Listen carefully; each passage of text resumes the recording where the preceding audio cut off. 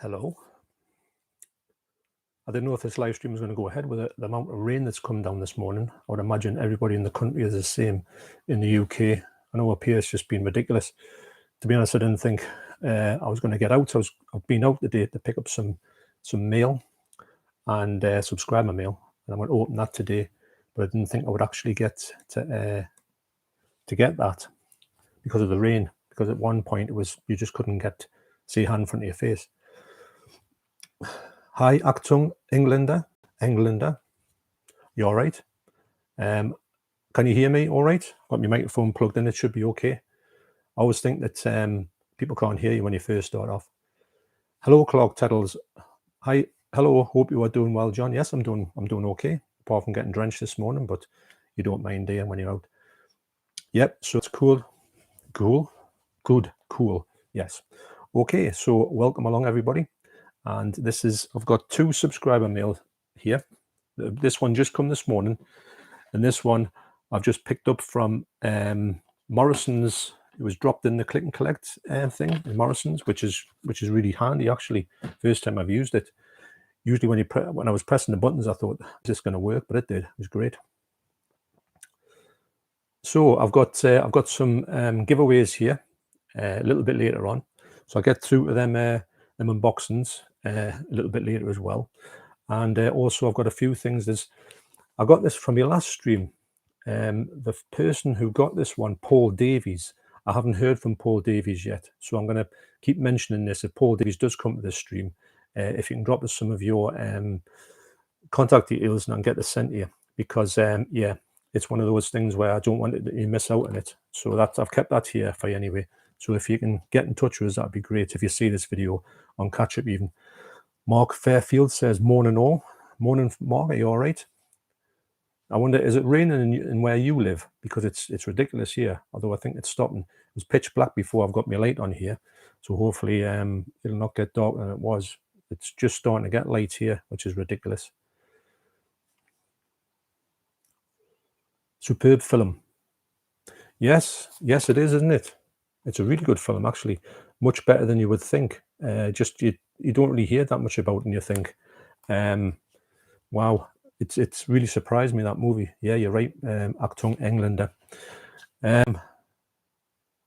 Mark says, sunny in Ayrshire.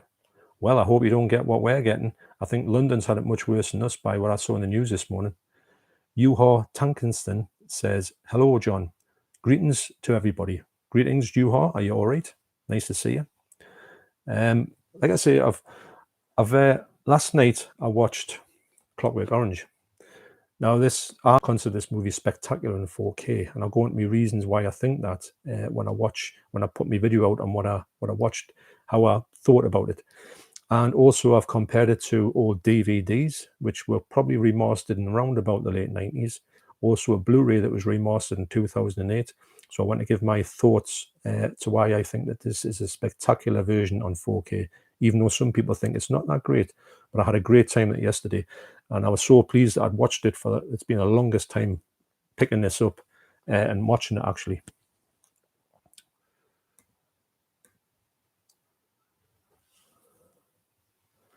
Southerners are too soft, says Mark Fairfield. Yeah, there's a whole thing, isn't it, about the Northerners and the Southerners in UK. I reckon that the Southerners are too soft and the Northerners are rock hard because we live in the cold area. Yeah, I know. That's a big thing, isn't it? Clark Tettle says, the commentary on that Clockwork Orange 4K is very interesting. If you ever have some free time, I would highly suggest checking it out. Well, I will check that out because I'm going to check out every single thing, because I've watched all the things over the years, the little bits and pieces you get in extras, but I really want to just revisit them again. The only thing I'll say about it is there's no brand new extras on it for the 50th anniversary, which is a bit of a shame, because I saw one on YouTube this morning with a brand new interview with Malcolm McDowell. So to me, why didn't they put that one on the disc? But it is what it is, but I don't mind. Juha says, yes, I'm all right. Is there finished subtitles on that version of A Clockwork Orange? Well, there's a lot of stuff on it. Oh, I'll tell you, to be honest, I don't know if I can say that. I'll tell you what I'll do, Juha, I'll get back to you on that one, because when I put this disc on, it'll tell you all subtitles options. It's got loads of language options on here. It has the mono soundtrack as well, which isn't featured on any Blu-rays, but it is on the DVDs actually. Funny enough, the DVDs look really good. I'll get back to you on that one. I couldn't tell you if I'm honest. I would imagine there is, because there's any amount. There's about 8 or 9 languages on it, so you might be lucky. But I'll never be able to see that. I should have got my glasses. Where are my glasses? Oh. See, I can't find my glasses. I'm not blind. Millerman says, "Morning, John. Hope you're okay. Hope you are 9K. Yes, I'm 9K. Yeah.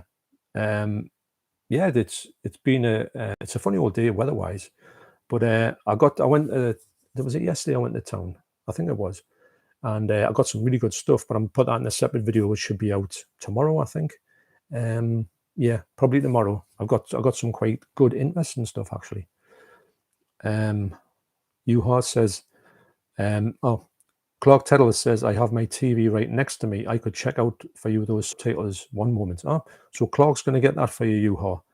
That's a great bit of interaction there. And yeah, because I would imagine it has. I'd be very surprised if it hasn't. But that's great, Clark. Thanks very much. Uhar says, thanks for that, John, but I think Clark's going to help you out in that respect. Niels Johansson, hey, John, and everybody else. Hey, Niels, are you all right? How's it going? Richard Morley says, morning, John. Need that Clockwork Orange release. Pouring it down here in Manchester. Well, it's just starting to stop here, and actually the sun's come out, but at least it's got bright, because it's been pitch black this morning. Honestly, couldn't really see. It looked like it was still midnight. But yeah, so yeah, and it's one thing you don't want to do is go outside. Of course, we got our roof fixed at the front, and it's just started to leak again. Good thing is, with it having 10 years, what's it called? Guarantee on it, we can get it fixed. It's only a little bit, because it was pouring through before, and it's just coming through a little bit. Couldn't believe it when I seen it coming through. Yeah, I've got to say, I went for the Zavi special edition, so I thought, oh, I'll get that one. And then it had a steelbook in, which was okay. I was thinking that looks nice. And of course, when I went for it, it was sold out immediately. So I got this one, which is this is the only difference in it, I believe. And I've got to say this is stunning as well. So really, you're not missing out that much. And I would imagine somewhere, if somebody's selling this on eBay, the steelbook version of this will go for stupid money, like it always does. Wow. Leon talks film. Morning, John. Hope you're doing well, mate. Yes, I'm doing great, Leon. How are you doing? Excellent bloke and excellent channel. Uhar says, I just heard from a YouTuber that the 4K version of Inglourious Bastards is not a good version. Sad. Well, that's bad to hear, because to be honest, when people do put versions out these days, you think that the main thing we do is try and get the picture right, because you know that people who collect 4Ks are really scrutinize the picture quality. I know I do. And if you get one that's a bit flawed, the word gets around instantly. Terminator 2, are you listening? And yeah, so that's not what you want to hear, is it? Because it's a great film. But, it's one of these things where all 4Ks aren't great, sadly. Mark Fairfield says, just picked up Titans of Cult Mad Max 4K. Now only need Blade Runner. Blade Runner, that's the really hard one to get. I haven't got any Titans of Cult movies releases, but I know that Keith from Euphoria Pictures collects them. And he has got the Blade Runner one, which looks really good, actually. He got that with the help of Phil from Phil 4K Baker, who's a great guy. One of the best. He really helps you out. He helps all the channels out in here. Melaman says, 9K lol. Watched The Star Is Born yesterday, the new version, impressed, but not in the same league as Clockwork. Yeah, but I tell you what, the new Star Is Born is brilliant. I thought it was one of the best films I've seen in a long time. Really enjoyed it. Leon says, Uhar, that was the... Right, I'm going to have to... These are coming in quite fast. I'm just going to scroll back to that. Leon says, Uhar, that was the Films at Home review. ? He definitely wasn't a fan of the 4K. That's a shame to hear that, because I do check out people's reviews on here, and there's people on here that are respect their views, and if they come up with something and they say this is rubbish, I do tend to think, well, yep, I would agree with that, and I stay away from it. So it's great to hear these things because there's a few. The one that really disappointed me was Scott Pilgrim, if I'm honest. I thought that was going to look exceptional. I didn't take any notice of, well, I didn't even see any reviews. I just went and bought it instantly. And it's all right, but I regretted, I didn't think it was worth an upgrade in a 4K, but I've got it now, so may as well keep it. Leon says, Clark Tettle says, there is an audio dubbed for French, Deutsch, Italian, Espanol, Castellano, Espanol, Latino, Polski, Lecto. Clark says, let me check the subtitles one moment. Mark Fairfield says, are you a Zavi Red Carpet subscriber, John? Saved a fortune this year. I'm not, Mark. I don't rate Zavi at all personally. That's my personal opinion. I think that a couple of things is I would probably spend far too much money on the stuff they've got there. I would be always worried that it got to me in a decent way. I've heard a lot of people get a lot of bad sort of things sent to them, you know, like Dunched and that. So, but I know that a lot of people have had some good stuff with them. I've got stuff in the past, but I do try to keep away from that, because if I get locked into something, I know I would spend a vast amount of money on there, and I much prefer to spend my money in shops if I can.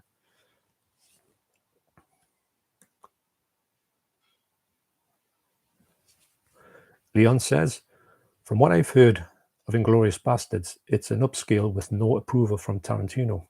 Well, that's not what you want to hear, is it? Why? That's what I'm going to say with that one. Why? It's a great film. His movies need to be shown a bit of respect, because he's not going to make that many. If he's going to retire after his next one, that's him done. They should treat him a little bit like in a sort of Kubrick fashion, by saying, right, I'm going to do this one, do it good. We don't want to put them out and then think, well, this is just a pointless release like that one is. Wow. I'll stay clear of that. I mean, I think that the Blu-ray looks pretty good, actually. Yuha says, yes, it was films at home. Still, I guess it's his honest opinion.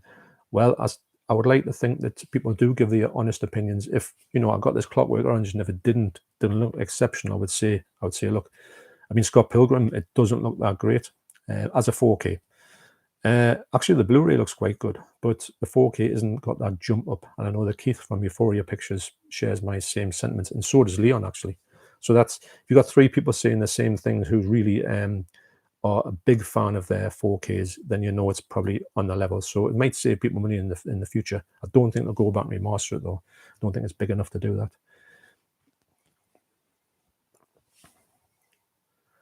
Clark says, funny, someone mentions that Inglourious Bastards 4K review. Jeff from Films at Home did a review and found one of Leon's comments. I'll read it again. Clark says, funny, someone mentions that Inglourious Bastards 4K review. Jeff from Films at Home did a review and found one of Leon's comments. Haha. So Leon says, hi, Clark. Not too sure if did Jeff read out one of Leon's comments. Wow, that's pretty good. Been a fan of Jeff for quite a while, if I'm honest. I think he's a good guy. Just had a baby as well.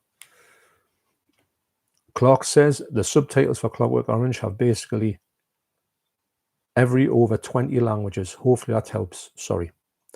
So hopefully that'll have if it's got 20 languages in, I would imagine it's got Finnish in there. I think you could probably check on it's probably got this on the box, you know. If I can get my glasses, I'll have a good look at that. I'm sure you'll find out that soon enough before you take the plunge. It's funny, I always wondered how they would subtitle Clockwork Orange or even dub it, because of the fact it's in NADSAT sometimes. Mark says, I saw that video of Mad Max unboxing. Yes, it was a great unboxing. I mean, for Phil to help Keith out there, because I knew how much Keith wanted that movie, that edition. Yeah, brilliant. Yuha, no Tarantino involved. Sorry, my writing mistakes. Yeah, you would. But saying that though, the one that's the only one that's been out so far, Once Upon a Time in Hollywood, I don't think that's a great 4K. It's all right, but I think it's a bit underwhelming. I think unless it's filmed like that way. I mean, obviously, you've got the likes of Death Proof, which would look, but I like the fact that Death Proof is kind of wrecked the film in a way. Mark says, sorry, meant Blade Runner unboxing. Couldn't wipe the smile from his face. I love it when somebody gets something and you just think that's a proper reaction when they go like, like when they get like stunned with it. See a few of them, they're quite good actually. So Yuha says, I guess finish is included. I would think it probably is, if I'm honest. I can't think they're missing that off, because I'm sure when I got my Clockwork Orange from somewhere, and I think maybe Norwegian. It's called Kelopelli Appelsini. I think it's got. I've got it on VHS. I've still got it. I'll show that off in a video. I think that may be a finished release. I'm not too sure on that one, because I do get mixed up with sort of Norwegian places, if I'm honest. Clark says, I don't think Australia would be getting Inglourious Basterds 4K release. Seems we only get good 4K releases over here. Haha. Well, that's good in a way. Then you don't have to think, well, we're going to get some rubbish, because I've personally, apart from Scott Pilgrim, which it's all right, don't get us wrong, but it's not the jump up that you would expect for 4K. I think the most of the 4Ks I've got, I've thought they've been pretty substantial. I mean, really pleased that I picked them up, rather than just thinking, I'm not that bothered with it. Leon says, Scott Pilgrim is a disappointing release disc for sure. Universal are really letting the 4K market down recently. Scott Pilgrim and Inglourious Basterds, and for me, The Thing.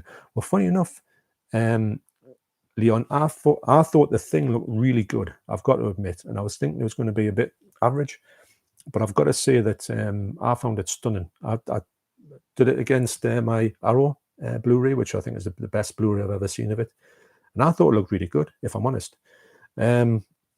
Just on my system, it looked that way. So I don't know. It might be a bit horses for courses, but I do think that I personally think that was really good. Can't wait to watch that. I'm watching it this month, definitely, with the lights off.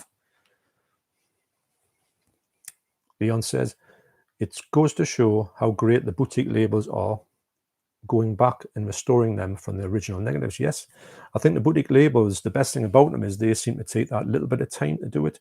I know that like Suspiria took forever to come out, and it's well worth it, because that looks stunning. So for that, yes, I agree with you, Leon. And sometimes these big companies just chuck one out and you think, oh, this is going to be brilliant. And when you look at it, you think, well, there's nothing much that they have really. Poor artwork, Last Action Hero. No slips, Last Action Hero. I mean, you're paying that a bit extra for a 4K. You want a little bit of specialness about them. I mean, yeah, you've got a big, huge box set here, but the 4K of it itself has got a nice slipcover on it. So, that's the least you could want. Disappointed they didn't put the restored Blu-ray in there, but I wouldn't watch it anyway, but I know some people might buy it to watch the restored Blu-ray. Mark says, I've been lucky then from Zavi, waiting for the Universal Monsters 4K steelbooks of Frankenstein, Wolfman, Dracula, Invisible Man. I saw the box set of that in HMV yesterday. It was about 60 quid. Bit expensive for me. I've got them on Blu-ray. They look exceptional on Blu-ray. I want to see what they look like. If it's going to be an uptick, I will buy the box set of them together, but I will wait for the price drop in it, because I know it will come down. I think if it gets down to about 40 quid, I'm straight on it. But yeah, it's really amazed, not amazed, but happy that the 4K, the Universal Monsters are getting that treatment. I would love them to do the whole lot, because I love all that series, especially the Frankenstein ones. Even though there's some duds in it, I just love it. I just love everything about them. Right. Clark says, I hate to call people stupid, but the people who thought not to scan the 35 negative in 4K is a very bad idea. Hateful Eight better be good 4K disc, or I will lose a lot of respect. Yeah, well, Hateful Eight has got, I think it was filmed, I mean, probably John from Movie Collector can tell a lot more about this movie, but I think it was filmed in a really high, like 70mm, like Panavision. It's really got exceptional ways to get information off it. So if you've got that source material and you can do the best ever restoration and look spectacular, which you should do, then I think you should do it. If you're going to put a 4K out, put a bit of work behind it, because these lazy 4Ks, as Leon said, is becoming a bit of a thing now, and it never used to be. It used to be, well, I do think that the boutique labels are the only ones putting the actual spade work into it, in my opinion. I would like to see Hateful Eight done properly, because that looks really good on Blu-ray as well. So it should make a much bigger difference on 4K for me. Physical media for life. Morning, John. I am off today as well. Been watching One Foot in the Grave, absolute classic. Hope all is good, mate. One Foot in the Grave. I love that program. I was thinking about that the other day when he was working his ticket with a gardener. So the gardener buried him in the garden, put a plant pot in his head, and the neighbour come along and he coughed. So he picked the neighbour thinks he's a nutcase anyway. So he picked the plant pot up and it's just his head sticking out and he goes, morning. So absolutely amazing. Yeah, I agree with you on that one, Dan. It's a brilliant one. So welcome along, and yes, it is. And I'm always, yes, all is good. Clark says, basically a Super 8 situation here. 2K DI being upscaled, terrible. That's what you're saying about the movie Super 8. Yeah, I know. Why? If we're going to do that, then may as well just not bother. If you're going to do something, you've got to do something worthwhile in a 4K rather than just put out a 4K version of something which isn't going to be, it's just like a sort of Blu-ray on a 4K disc. Why?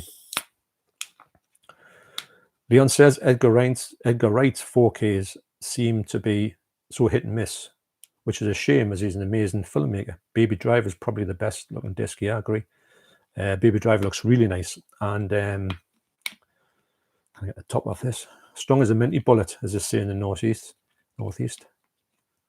Honestly, there we're gone.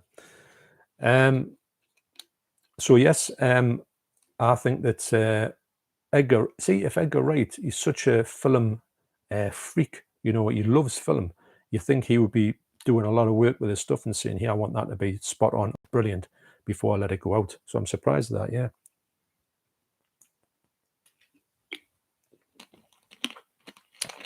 Leon says, have you watched any great horror films so far this October? Yes, I have.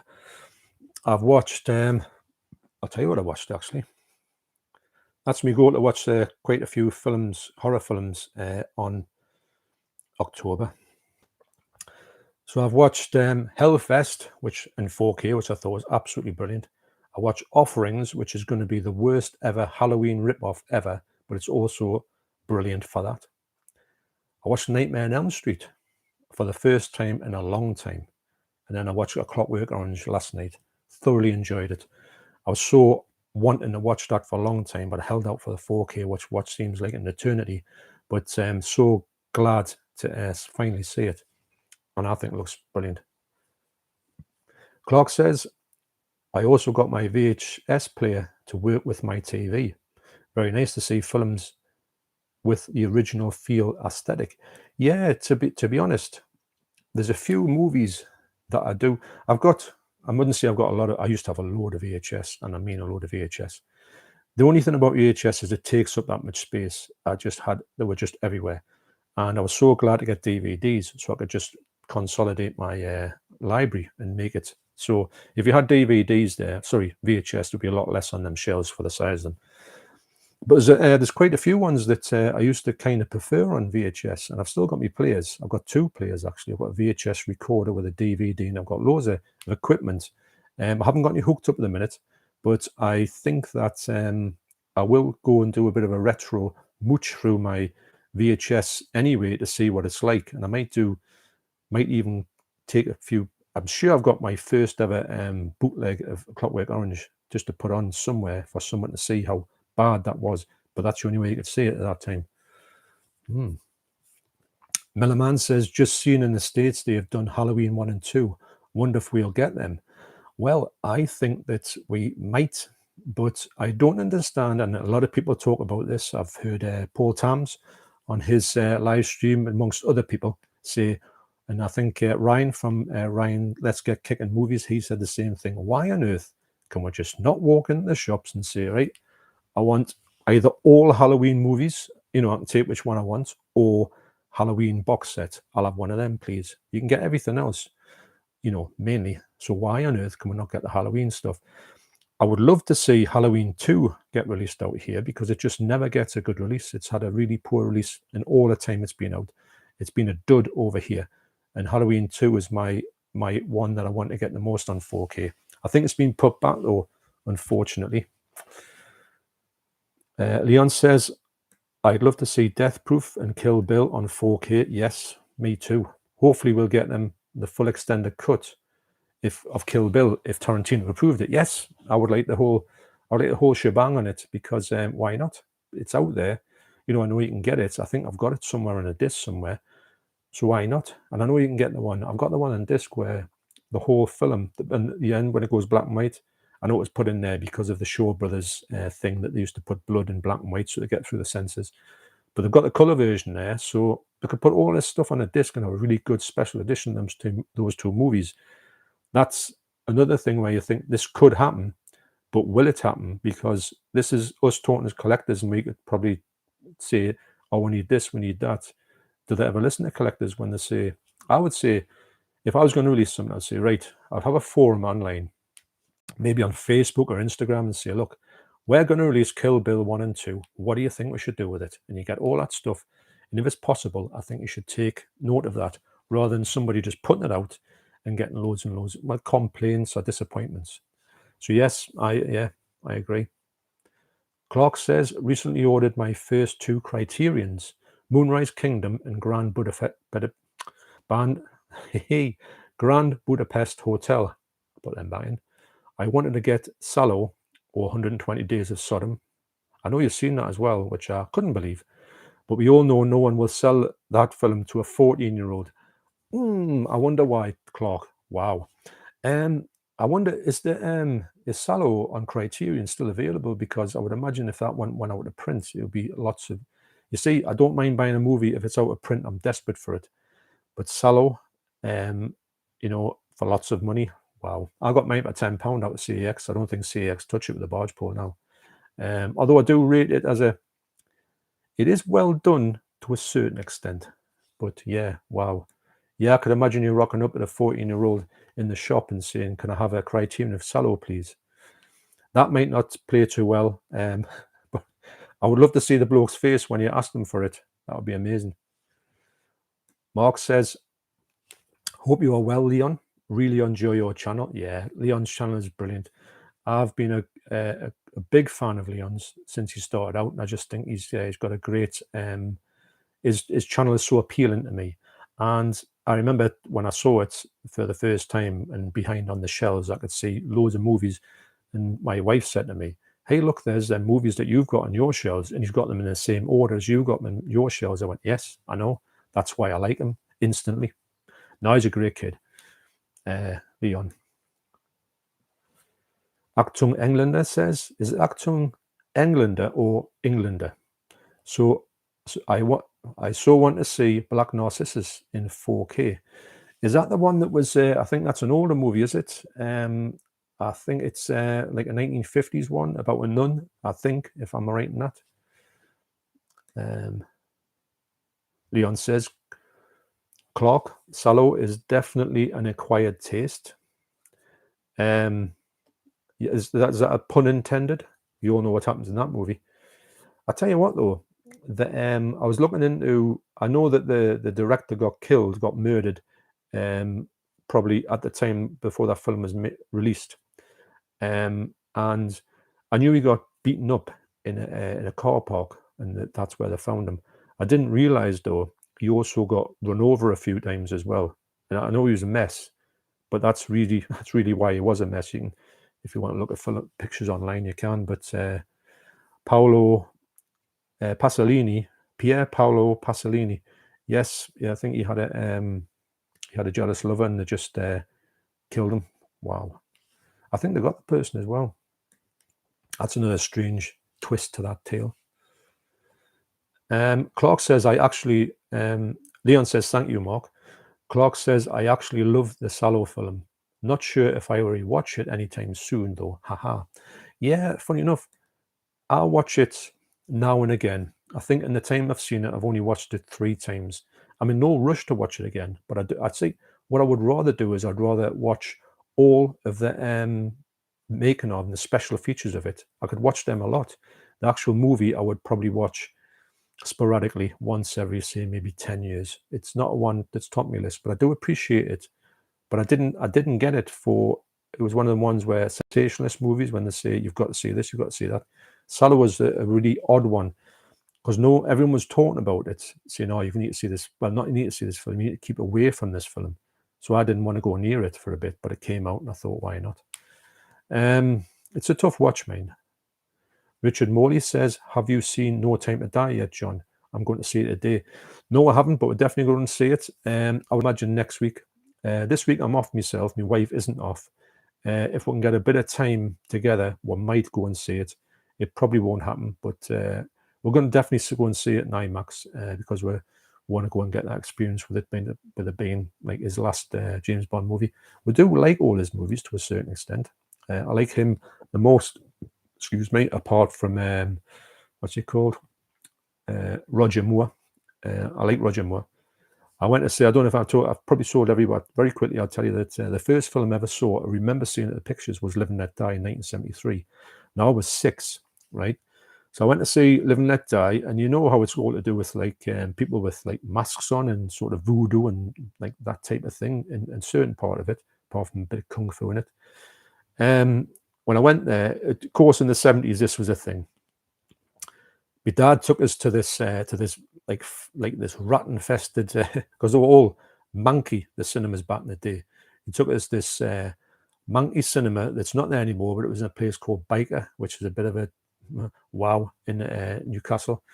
So we used to live there actually. So he took us up the road and he said, "I'm going to take you to see a film." I said, "Oh, get in, James Bond."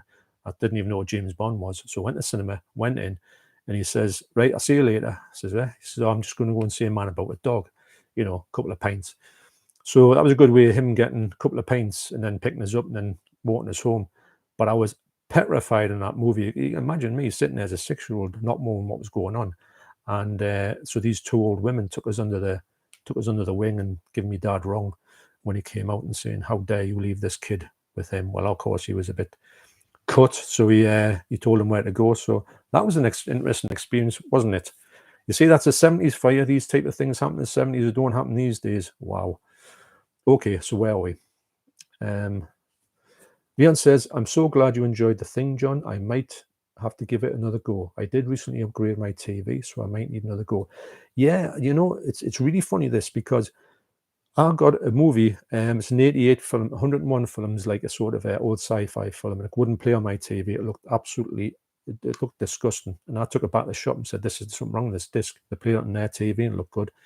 So I come back and I fiddled around with my my TV settings, and I got on one setting, it got rid of the whole thing. That played brilliantly. So maybe, I'm not saying you've done anything wrong, but maybe there's a setting on there that might need to be set for you to appreciate the movie a bit more. Like I say, I found it flawless. If I'm honest, I didn't find any problems with it at all. I just thought it was exquisite to look at. So yeah, maybe give it another shot and just see what you think, because I was really impressed with it. And I mean, you know, it's one of the things where you think, "Oh, it's not going to be that good, or it's going to be average," but wow, I was really stunned by it.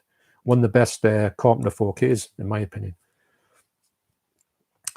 Clark says, "Eyes Wide Shut would be very nice to see it in 4K. The score in that film is also quite exquisite." Yeah, actually, I do like.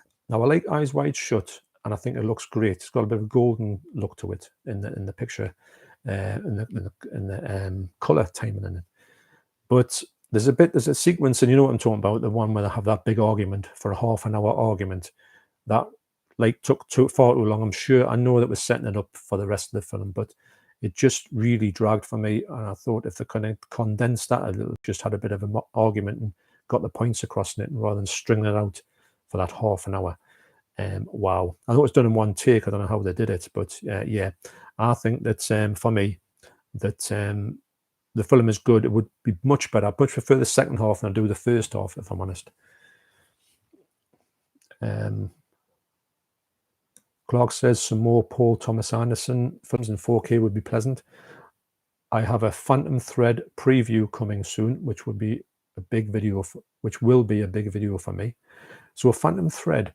Now I'm thinking Paul Thomas Anderson. Is that the same fella who, I could be completely wrong with this. Is that the same one who done Event Horizon? I'm guessing here. I could be wrong there. Louis Martin says, "Hi guys, does anyone know if what the new Halloween 4Ks are going to be like?" Well, Louis, I don't actually. I would love to know, because I think that the UK 4K of Halloween, the original one, is okay. It's not brilliant, but it's okay. But I think it could be improved on such. I would love to think that this one is going to improve on it. I think the Halloween 2s I've seen have never been that good. So I think Halloween 2 could be a jump up. And even Halloween 3 could be, because Halloween 3 Blu-ray is lovely. But apart from that, after that, I haven't watched the other Halloweens for years and years and years, so I couldn't really tell you what they look like on any form. I haven't owned them at all, or even probably watched them from Blockbusters or something. But I really would. That's something I would like to know myself, Louis, because I want to sort of invest in. I would like to invest in them, but I don't want to get the whole lot, big money, get them over, and then you think, wow, they were just lackluster. All the ones I've got are better. That wouldn't be nice. So Clark says Boogie Nights on 4K would be good, since the Blu-ray wasn't too good. Yeah, I've got the Blu-ray. Have I? I've got the DVD. I've got one of them, and no, I think I've got the Blu-ray. And I can't remember actually. I remember liking the film. I thought it was really good, but no, but yeah, it's anything to improve a picture quality. If you think the picture quality has been a bit like underwhelming, it's great to get something that would be like, like a better quality. I think it makes a film sometimes seem better in a way, if you can see it. Probably is the way I think Clockwork Orange is, the way they intended it. The director intended it to be. That's why I like it so much. But I'll more thoughts on that when I do a dedicated video to it. But I've had a good time with it. Mark says, I have the coffin Blu-ray of Universal Monsters, and they were gorgeous. So hoping that this would be even better. Yes, I admit it. I agree with that. I think that they look really good. The best I've ever seen them. I bought them in DVDs and loads of times throughout the years, but they look stunning. So for me, yes. I would like to think they look better, because I don't know if they were even taken from a 4K restoration. I don't think they were, because but I think they will look better, hopefully. I can't wait to see what they look like. If they look pin sharp, I think it would be brilliant, because when you get an old film looking pin sharp, there's nothing better. Excuse me. Leon says, what do you think the next Warner Brothers Kubrick 4K will be? It seems like once we've had one a year since 2001, and then The Shining, then Full Metal Jacket, and now A Clockwork Orange. I'll think that the next one will be, and I know it's sort of out there a little bit, Dr. Strangelove. I think that's the next one that's definitely going to come along. I don't think it'll be the big one, but I've seen your next one. I'm thinking Eyes Wide Shut, or maybe Barry Lyndon. I would love Barry Lyndon to come out to 4K. I would also love Lolita to come out in 4K. I don't think it will, because that film looks really nice on Blu-ray. I do like the film, even though I think a lot of people don't like it, but I haven't watched it. I was like that. I thought, I'm not going to watch this Lolita, but I watched it and I thought, this is a really good movie. Very funny as well. You wouldn't imagine that subject matter to be funny, but it is. So for me, I would love it to be Barry Lyndon, but Barry Lyndon will be 50 years in 1975. 2025, so I don't think that's coming out yet. I think we've got a couple of years to go. I think they'll probably be starting that now. I'm just thinking of anniversaries. So there's no anniversary now till Barry Lyndon, 50 years. So I think that's why they might go retrospectively back to Dr. Strangelove for me, or even Lolita, but I doubt it. Clark says, Eyes Wide Shut or Barry Lyndon, I think, Leon. Yeah. Yeah. Acton Englander says, oh yes, please, Barry Lyndon. Yes, it's a phenomenal film. If anybody hasn't seen it, I put it off for a long time. It's a long film. It's a period drama. It's done in natural light. I thought it'll just be a bit of a, I don't know, a bit of a pointless movie, but I was wrong, really wrong. It's right up there. It went from me thinking this is going to be the ones that I watch and don't really like, to being one of the ones that I thought, this is absolutely brilliant. What a stunning bit of work.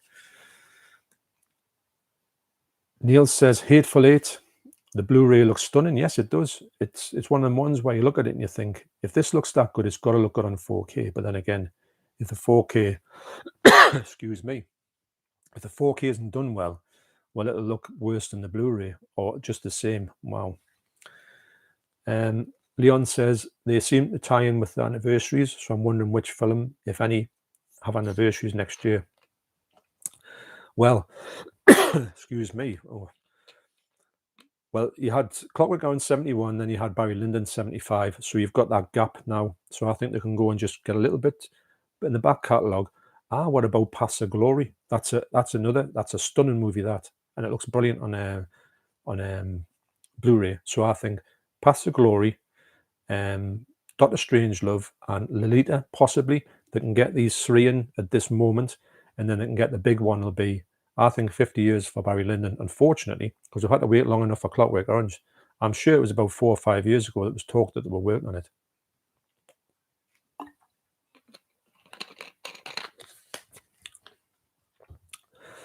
Roy says, "Morning, John." Morning, Roy. How are you doing? You all right?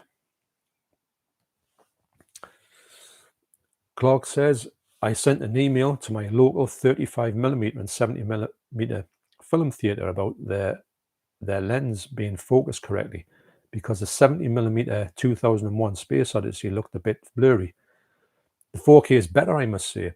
So is that when you watched it there, it looked a little bit out? All right. So I would love to see a big movie like that in on the big screen. You see, I've seen big movies back in the day on the big screen and not really appreciated them, because I'm just being a big kid. You know, I saw Jaws and I thought, this is great. I was scared of it, but I didn't really sort of sit there and go, "Oh, look at this cinematography in here," because you just didn't do that thing when you were like 6 or 7. But yeah, I'd like to see. I would like to see a good. I mean, funny enough, just recently, the other day, my wife said it was, they're showing Clockwork Orange on in somewhere in Newcastle. So I said, "Oh, brilliant, Clockwork Orange on the big screen. What about that? It'll be the 4K remaster, the everything." So I said, "You're going to go?" She says, "Nah, I'm not going to go and see that." And I went, "Well." So anyway, I watched it last night, and I looked at it. I thought, I couldn't imagine her in the cinema watching this. It's just not. It wouldn't be her type of movie. But I would have loved to see it myself, because she says she didn't want to go, but she says, I said, "Well, I'll go by myself." And she says, "Well, you can't go by yourself." And I says, "Well, who am I going to go with? Just grab someone off the street and say you'll come to see a Clockwork Orange with us?" Yeah. Leon says, "Offering sounds incredible. I love a good rip-off." Yeah, honestly, it's so bad. The film is absolute rubbish. And actually, it was, when I was watching it, there's this girl, and she must have had false tears. And they're the worst false tears I've ever seen in my life on somebody. I just thought, "Oh, stop reading."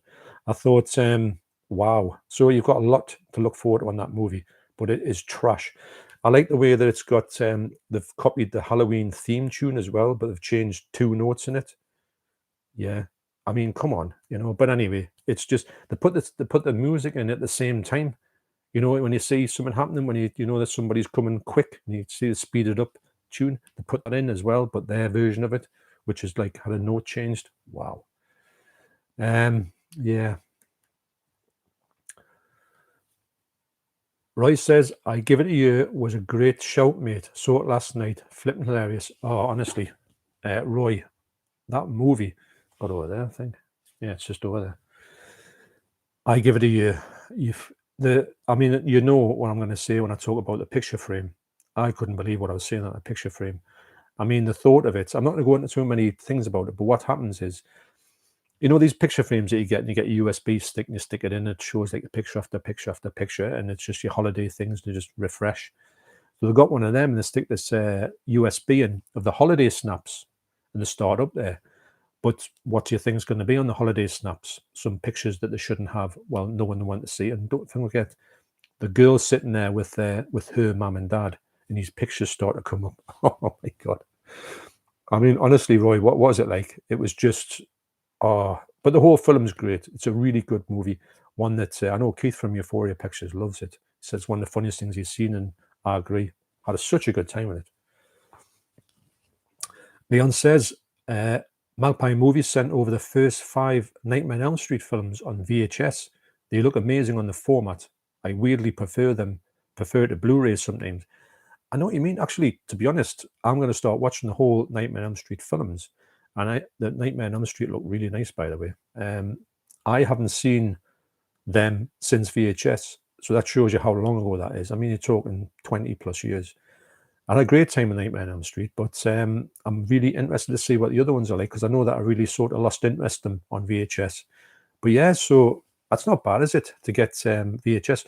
So do you sort of kind of half copy, collect VHS movies, Leon? Because I would like to go back to some of my. I'll tell you what I was just looking at. Does anybody know about this movie? Now, when I was doing the Clockwork Orange, I thought to myself, hang on a minute. I just remember this movie that came out. I remember having it on this actual this release here. This actually might be my release from way back when. It is A Clockwork Terror, right? Has anybody ever heard of that movie? Now, what it is it's an Italian movie. It's not A Clockwork Orange. It's not Clockwork Terror, should I say. It's, what's it actually called? It's called To Love, Perhaps to Die from 1973. That's the actual title of the movie.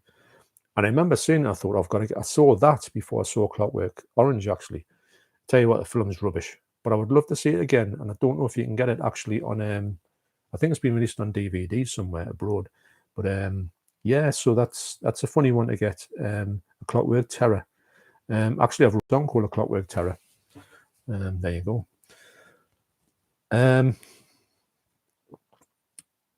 Frags Gaming. Morning, buddy. How's your day going? Well, apart from it being absolutely diabolical, the rain this morning, it's now sunny outside.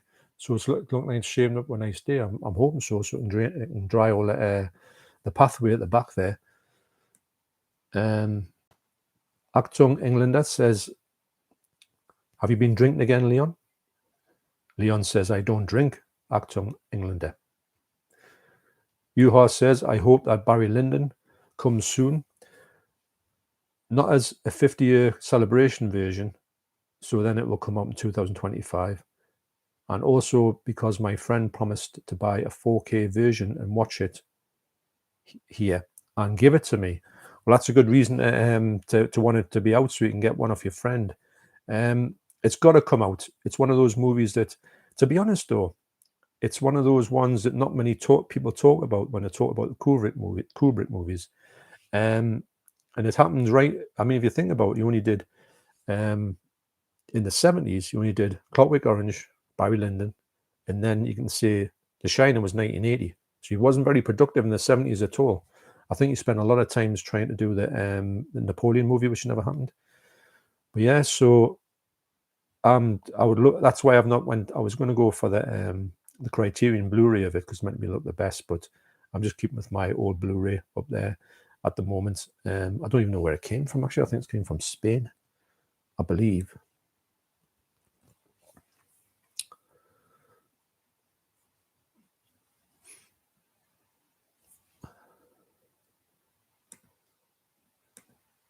It's fine. I get the comments now. Luke is talking movies forever. Hello, Luke. Hi, John, mate. How's it going, pal? I've missed a lot. I bet I've missed a lot. Yes, we've been going for 40 minutes. Well, that's flown over. I'm going to do some of these unboxings actually. I'll do them soon, and I've got some giveaways here. Now, I've got some of them. You think that now this one here, I just picked it up because I thought I've got it here. I'm never gonna watch it, and it's what's it called? My Week with Marin. It's a decent movie actually, but for me, it's a one-time watch. So it's one of the things like if anybody wants this, because I'm gonna, it's one of these things where nobody might want it, and I'm not gonna give anything. I've got other ones there, but I'll be interested to know in the comments, would anybody ever want a version of this, so I can ask a question. I've got a question for this if anybody wants it. I don't have to give it away. It's just one little line there. So I'll be doing them giveaways, and I'll also be doing these unboxings very soon, actually. But I wanted to get talking, you see, I just forget the time. Leon says, I saw a Serbian film on Blu-ray in my local CEX the other day. Couldn't believe my eyes. Well, I'm going to say, is that uncut? Because I know that, has it been released uncut in the UK? I'm not too sure. Excuse me. I know that the DVD was cut by about 4 minutes and a bit, which actually, when you cut 4 minutes out of a film, it's quite a large amount of time. you can get a lot of stuff cut out in that one. I thought that CEX wouldn't even touch a Serbian film. Actually, I've got a couple of couple of stories to tell you about CEX when I do my next video. I've got some good stuff and I've got some bad stuff to talk about in CEX. Wow, they never fail to amaze you in certain respects. So Leon says, "Thank you so much for the kind words, John. No problem at all, Leon. You know that not as if it's not just flannel. I mean it, and you've got a great channel, and everybody gets along to your channel. Everyone who loves it because of like who you are and what you are. So yeah, no problem at all. It's just me saying the truth. Actually, it's just me saying, hey, Leon's great because you are. You know." Clark says, Criterion should release Sallow on 4K. I would love that, since it's one of their most selling titles. Yes, it is, isn't it? It's one of their. You see, that's the thing that people do slate. Well, in a way, Criterion. They say, oh, they're just this, they're just that. They're just art house, nothing else. But they've got a lot of different releases there. I had what's it called? Did they ever do Terminator? I think they might have done Terminator. They did RoboCop. They have done a few ones that you can't. They've done all the John Waters films. I would love to do Pink Flamingos, which I think they did do way back in the day. So yeah, it's one of them things where you think, but would it? I think they could do, man, because the Blu-ray looks lovely. Well, the picture quality does. I wouldn't say that the contact matter looks lovely. My God, good job there's not smell-o-vision in that movie. Roy says, I had a DVD copy of Serbian, Leon. It shocked me how terrible it was, rather than the content. You think that the movie's bad. When I saw it, I thought it was quite... I just thought it was trying to be sensationalist, which, you know, it's all right, I suppose. But when I realised, towards the end of the movie, when I realised where it was going, I think, that's going off. So I've never watched the end. Got no intention to watch the end. There's some lines I think you shouldn't cross, if I'm honest. I can get some of these movies here are quite, you know, really extreme in their own way, but they don't cross that line. Wow. Leon says, Sallow on 4K, imagine that. I don't know if I'd want to see that. Actually, I would probably watch it, but I don't think I would put a large amount of money on it, because it is what it is. To be honest, it's a movie you would watch. I would watch the 4K, but I know I'd never watch it again for another 10 years. Not so I'll go back the next... See, Clockwork Orange, I could watch that maybe 3 times this year, but I would never watch Sallow 3 times in 10 years. So that's the reason why I would kind of not really want to do that. Because I like to get ones that I'm going to watch more than... See, that's the reason why, like this one here, I would never watch it again, although it's a decent film. Quite well done as well. The person playing Marilyn, Michelle Williams, she's an amazing actress, actually. I think everything I've seen her in, I think she's been brilliant. Millerman says, hi Leon, I watched Jamie on YouTube along with others, and he picked up Serbia for £2 in Asda. Who are now doing Music Magpie? Are they? I didn't realize that. Wow. So is that Serbian movie in Asda? I can't imagine that happening, because I think people might, whether or not they would know about it, would they? Yeah. Mark says, I only have one 4K on my desperate to have Dances with Wolves. Can't imagine how beautiful that would be. Yeah, I think there's these epics, these sprawling epics with that do feature, especially outdoor movies. I think they would look stunning. Actually, I like a lot of these old cowboy films, which are filmed predominantly out in the desert sort of scenes. I think it would look spectacular. I really do, done right.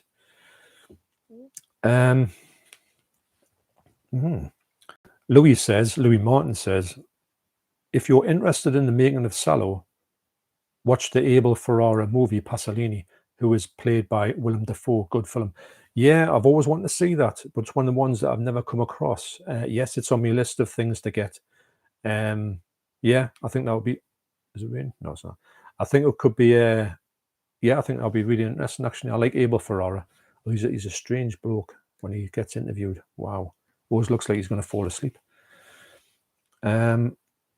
Leon says, Roy, I've heard the Serbian film is really poor.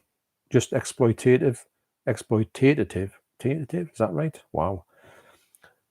And doesn't really offer much in the way of a compelling film. Offers nothing to me. I thought it was trash, and trash with a line crossed that you think, whoa. Josh Fulsey fan 101. Hello, Josh. Are you all right? Hey, John. How are you? And how is your collection growing? It's growing quite well, actually. It's been a funny year this year because I think everyone's thought that this year's offered a lot of stuff for collectors. The collector's market has just been great. Every time you look, there's always something great coming out in a better version than you've ever seen or at all. The Blood for Dracula, Flesh for Frankenstein, that's never been available really apart from a really old Criterion, which I've got. And it doesn't look that good, actually, even though it's supposed to be the best version at the time. So it's now come out in 4K. I can't wait to get those ones. Got to wait till the price drops a little bit. But yeah, it's going well. It's grown more than it's probably grown in any other year, just weirdly, just because of the films coming out this year. Strange enough, I thought it was going to be the other way because of the whole pandemic last year. I thought it would have put a right full stop on physical media for a year afterwards, but it didn't. Like, so yes, I'm collecting quite a lot of stuff. Got a lot of stuff yesterday, actually. Leon says, I watched all 4 Craig Bond films yesterday. I'd only seen Casino Royale before and enjoyed Skyfall and Spectre quite a bit. Yeah, wow, in one day. I'll tell you what, when I was a young lad, I used to do stuff like that. I can't do that anymore. I would fall asleep. That's my worst thing, because when I watch a movie, although I didn't fall asleep at all with Clockwork Orange, sometimes when I watch it, I tend to drop off. Not that I want to, but you just wake up and you think, oh, where am I? But the 4 Bond films, wow, that's a bit of a long haul. But yeah, I thought they're all good in their own way. Leon says that torture scene in Casino Royale, definition of a brutal scene in a 12 PG-13. Yes, it was, wasn't it? One of the ones, I know it got slightly trimmed for the first Blu-ray release, but I know that this 4K's got the recent Blu-rays have got the whole thing in when he's taken. Can you imagine that happening though? There's no way on earth that anybody would get over that. He would never be the same again after that one, wouldn't he now? I just couldn't. It brings tears to your eyes thinking about it, doesn't it? Luke says, I went to go and see Shang-Chi yesterday, or Shang-Chi, at the at the View. Absolutely loved it.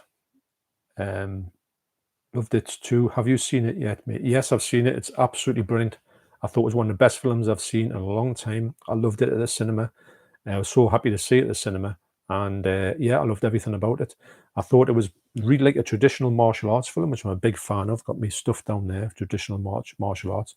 Get a big blast out of them. Yeah, it just ticked all the boxes for me. It's kind of like a Marvel movie, but it's like less like a Marvel movie, more like a sort of Asian cinema kung fu movie. Yeah, I thought it was absolutely brilliant. I can't wait to get it on the 4K.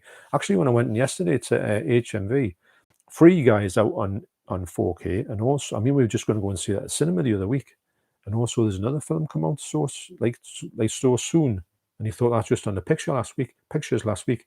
So it shows you how quick these are coming out. I really hope that Shang-Chi comes out very soon, because I'm really looking forward to that one. Just seeing it again because it was just great. No, yes, I'm glad you liked it, Luke. It was one of my favourite films that I've seen in the cinema for a long time, actually. My wife liked it as well. Frank's Gaming, I'd like to see eight-legged freaks get a decent release. Not a masterpiece, but I really enjoy the film. Yeah, I think it's a brilliant film, actually. I know what you mean. It's not like it's not a masterpiece, but it's very enjoyable. Yes, great film.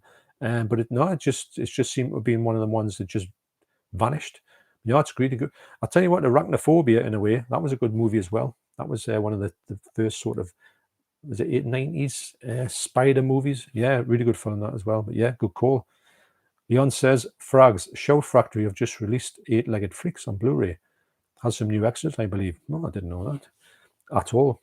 Frags says, wow, Leon, I'm going to have to jump on it straight away. Thanks for the info, buddy. It's great what you hear about. See, there's a few things when I've been on here and I says, oh, I would like to see this. And someone says, oh, it's getting released or it's being released. So it's great that. Excuse me. Leon Talks Film says, I don't have to call you Liam Talks Film, I just call you Liam. I think Sony have already released Doctor Strangelove on 4K in their Columbia Classics Volume 1. Yes, they have. I do think that, I'm sure there's a sort of separate release of that as well. I know it's not a big upscale on the Blu-ray or the Criterion Blu-ray, they say. I still will get it on 4K because I'd like to get a little bit of a special edition going as well. Why not? Leon says, no problem, Frags. Frag says, I just ordered, Leon. We'll be here on the 18th. Thank you so much. I'm glad I tuned in even more now. Well, there you go. Everyone's a winner. There's always a song. Right, I'm on 1 hour, so I'm going to open one of my subscriber mails. So the first one I'm going to open is this one here. Now, this is sent to me by Korashia Ishii, or aka the Movie Hater. Now, he got in touch with me by Instagram, been chatting, and he says, I've got something for you if you want it. And he says, have you got this movie? Well, I hadn't. And he says, well, I'm going to send it to you. He knows what I like. And he sent me quite a bit of stuff in the past. He sent me stuff, it's actually up there. It's on the BFI range. It's from a Japanese director. And I tell you what, the movies I've seen of his, haven't seen them all yet, but they're all really, really good, really entertaining. So I had to get this, so he sent this over to me, and this was in the pick and drop and collect, or what it's called, in Morrison's. So I went today and got it. I went yesterday, but I didn't have the codes, so the woman looked like I was going to try and like pull a fast one, but yeah. So here we go. This is the first subscriber mail from Korashia Ishii. You must know him. He's on all the chats, the chats. I'm surprised he's not here now.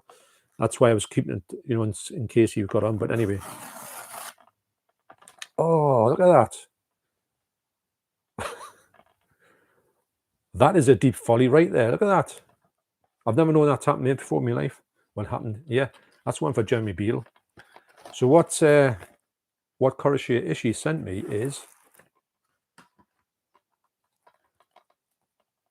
a classic double feature, Dr. Jekyll and Mr Hyde. You've got the 1942 version and the 1932 version and the 1941 version. That's amazing because, to be honest, I'm a big fan of Dr. Jekyll and Mr Hyde. I've got Dr. Jekyll and Sister Hyde over there, and I've also got Dr. Jekyll. I haven't got Eye Monster. I want that one. That's like a play on it. And so this is actually you get a commentary on the 1932 version by the author historian Greg Mank, or Greg Mark. I tell you what, my eyes. Bugs Bunny in the Looney Tunes short Hide and Hair. I've seen that one. That's great. That a trailer for the 1941 version. Wow. Half man, half monster, the embodiment of total terror. Now I remember that one there from the actually, to be honest, I remember seeing these two ones when I was young, very young, on the TV on a Saturday night double bill. And Frederick March, that's him there, and that's Spencer Tracy, or if you watch The Life of Brian, Spencer Tracy. And he's they always petrified me when he turned into what's it called, Mr Hyde. Have you ever seen, I'll tell you what I got down there, TV series of it's called Jekyll. Well, they only made one series, they're going to make two, but he turns into Dr. Jekyll, his eyes go black. That's brilliant, that one. But thanks very much, Korashia. And that's brilliant. Actually, you have the two movies because I'm a big fan, as you know, a big fan of black and white old horror films. I know these are on silent. But this is just coming out the silent era, and then you've got that one as well. Yeah, very interesting seeing that. Thank you so much, Korashia. That's amazing, that. And it's great you can get the two versions on there. The two ones, because sometimes they don't do that, don't they? Is that, are they Universal movies? I don't know. Not too sure about that. A Metro Goldwyn Mayer picture. There you go, MGM. Oh, throat's going. Can't believe that. Right, now you come off. So thanks very much for that. I will be watching that. I tell you what, because these films are quite short as well. you can usually, and especially with it being the spooky month, I'm definitely going to put them in. Does it tell you how long they are? They are 92 minutes and 92 and 108 minutes. That's quite long for a black and white movie, but yep, I'll be checking that out. Thanks very much for that. That's amazing. Wow. Let's get back to these comments here.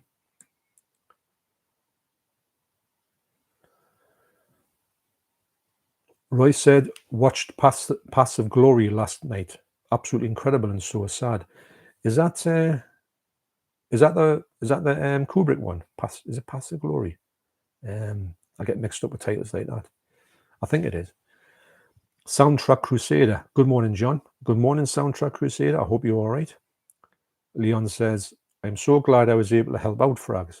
Well, that's the thing in it, because you mention these movies and someone says, oh, I've done that quite a few times, and then someone will say, you just need to pick up that from there, and you get yourself there, and you've got it. It's brilliant, man.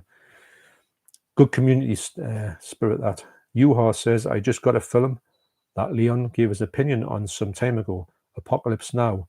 The two, it's the, I think that's two 4Ks and a 4 Blu-rays box set. Only $15 from US Amazon. Very nice set, and I think it's still available. I'll tell you what, I think I'll be going for them, because I've got the 4K up there, which looks spectacular. It's just unreal. I know Leon thinks the same thing. And is he so Yuha, if you can tell me if that is that one, I'm definitely going for that one, because I love the film that much. I want to see the other cuts as well. Wow. 1981. I hope I'm getting that right.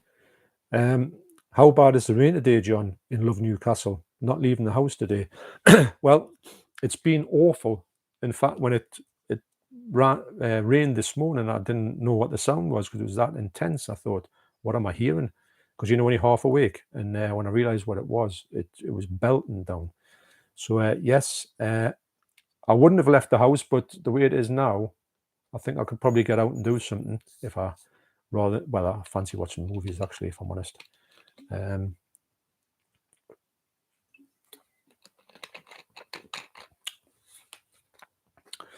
Yuha said, and it has the Blu-rays for all regions. All region Blu-rays, brilliant. Leon says, Yuha, that's amazing set. All of the cuts, tons of extras too. Wow. I think I'm going for that one. That's brilliant. Leon says, I was going to see A Clockwork Orange, but thought it wouldn't be the best seeing certain things play out on the big screen. Yes, I could imagine it being a bit intense, because there's a few scenes in it when you think, I remember when I was sitting there last night watching, I thought if my wife was watching this at a big screen, massively in your face, would it work for her? And I don't think it would have done. So I would like to see it, but I know there'll be a few things that you'd be sitting there going, wow, I'm not getting too much out of this, the eyes scene and that. Wow. Luke says, I'm curious if you have watched any of Foundation on Apple TV yet. John made it's like Star Wars meets Dune and Star Trek in a way. So if you have, what do you think of it so far? It's absolutely beautiful in 4K. I've never heard of it, if I'm honest, but the fact of you saying that it sounds interesting, to have Star Wars, Star Trek, and Dune in the same sentence, especially if it looks nice. So I haven't got Apple TV. The only thing I've got is Sky Movies. I'm thinking about getting Disney Plus, only to watch some of the Star Wars stuff on it and then ditch it. So is there enough on Disney Plus, like Star Wars, with other things to get, or is it? I know you can get it for a month and then get rid of it. That's one of the reasons why I want to get it, so I can just binge them and just get rid of them. But I do think I want to watch the Obi-Wan TV series as well, because I know that's coming up. I don't know when that's coming out, but I haven't seen that, Luke, but it sounds very interesting, actually, if I'm honest. So Leon says, that being said, I saw the original Hellraiser at my local cinema before, and what a great experience that was. I could imagine that gets a bit gruesome towards the end, but I could imagine that being a decent movie, actually, to see. a lot of these ones, I don't think when the VHS started out having the boom, the cinemas nearly, well, they didn't shut down, but hardly anybody went to cinema because everybody was passing these tapes around or going to the videos library. It was effectively, you just turned your back on the cinema for a good few years. And I think the cinemas really suffered, because I know I used to go to my cinema every week and used to sometimes watch the same movie 4 times in the week if I could. But as soon as I got my video cassette recorder, I didn't go near a cinema for years. So yeah, I would have watched all that type of thing. If videos hadn't come out, I would have watched all that type of stuff in the cinema, but I never got that experience. But I watched some belters at the cinema back in the day. I'm going to do a video on that one day. Leon says, Elm Street 2 and 3 are absolutely amazing, John. Yeah, I remember liking 2 and 3, definitely. I can't remember the rest of them, but I do want to watch them all. I'm going to try and watch them this month and do a bit of a ranking at the end of the month, maybe. That's one of the videos I want to make. You think of these things and sometimes you don't get the time, or you don't actually watch the movies to do it. Nearly closing in on them Star Wars, just need to watch the last 2 and I can do my Star Wars ranking, which I'm very interested to see what people think of, because my opinions changed a lot since I've watched these movies the last time. Roy says, I definitely either need a bigger house or evict my son if we were still on VHS. Yes, I know. I keep looking at my son's room next door and think to myself, if he wasn't in there, this is my bedroom, which my wife, I don't know how she ever said that she would allow this in the bedroom, but it's here now. That whole room, rather than just one shelf, or one wall being the shelves, that whole room could be one humongous shelf, which would be great. That would be future-proofed for years, rather than sort of like trying to squeeze everything into this one.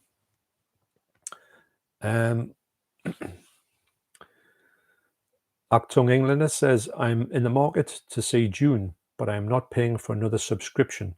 And if I can avoid it, I will not buy Apple. Shame it's on Apple. Yeah, I would only get one. I wouldn't buy the whole lot. I couldn't afford it. And also, I don't know if there's enough on there that I would like. I've got Amazon Prime as well, and I hardly watch anything on Amazon Prime. So it just shows you that I wouldn't take full advantage of it. Amazon Prime's great for post. It's one of the best things I've ever seen. And I do watch a few films on there, but I don't watch half as much as I should do.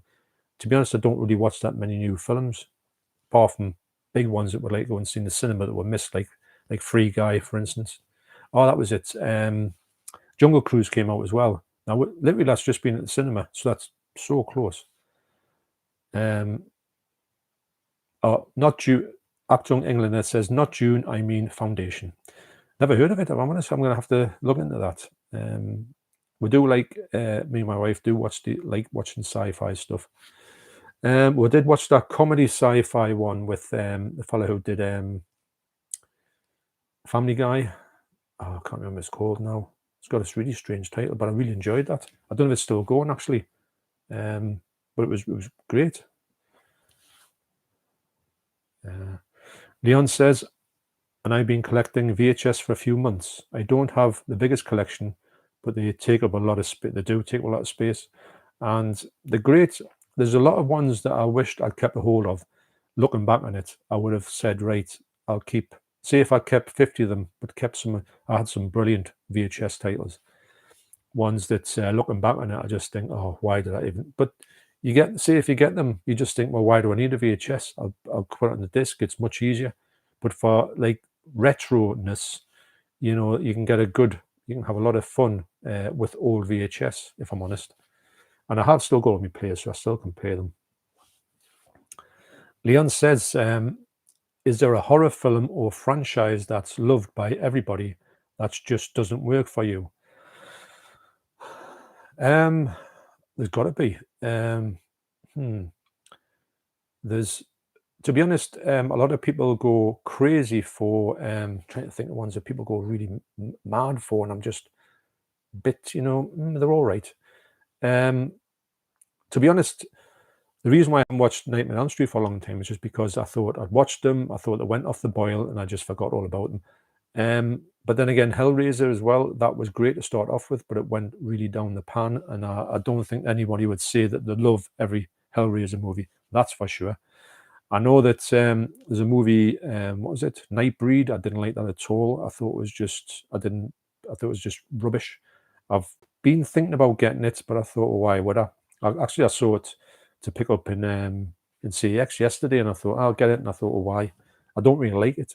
So I'm going to try not to go back to films that I knew I didn't like back in the day. But there's some that I might change my mind on. Is there a horror film franchise? Horror film franchise.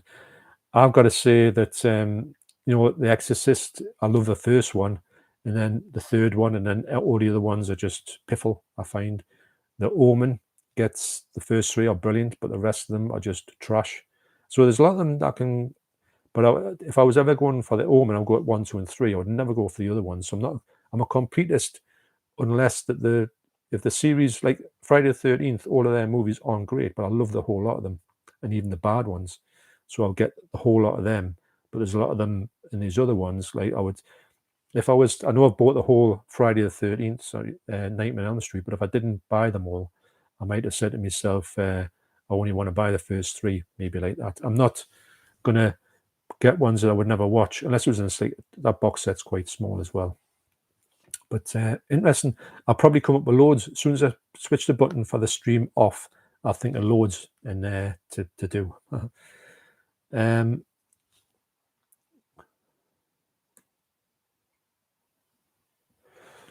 The Kitty 73. Hello, man. I have not seen Tenet yet. I would say Tenet yet. Is the 4K worth a pickup? Regards. I've got it. I haven't watched it. I am going to watch it, and I flicked it on just to see what the quality was like. And the quality looks absolutely stunning. I don't know if the movie's going to be that great. I do think it's going to be great. I think it's going to be very confusing, which I don't mind. Me and my wife are going to sit down and watch it. We're up for it. But I know that the picture quality on the 4K is stunning. So yes, you will have a lovely upgrade, or you will get a great experience on that. So I can say definitely it looks amazing. And I think HMV used to tend to do. It was in the 3 for £30 in the 4K sale the other day. So for me, try to get it cheap as well.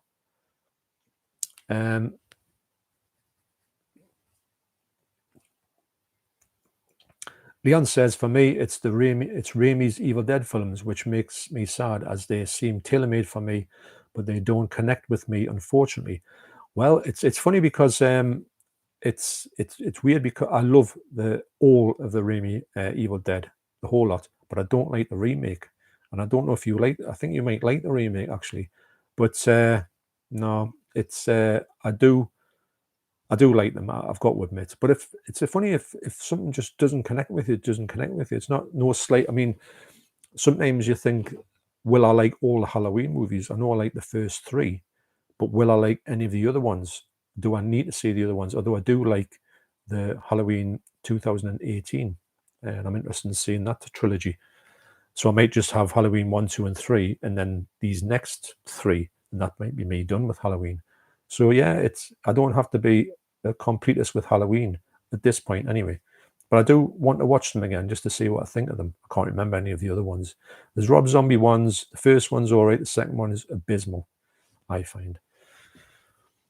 Leon says the release of Serbian film was cut, but they were still charging £18. Yeah, I thought it must be. I know there's. I don't think it'll ever get uncut in the UK.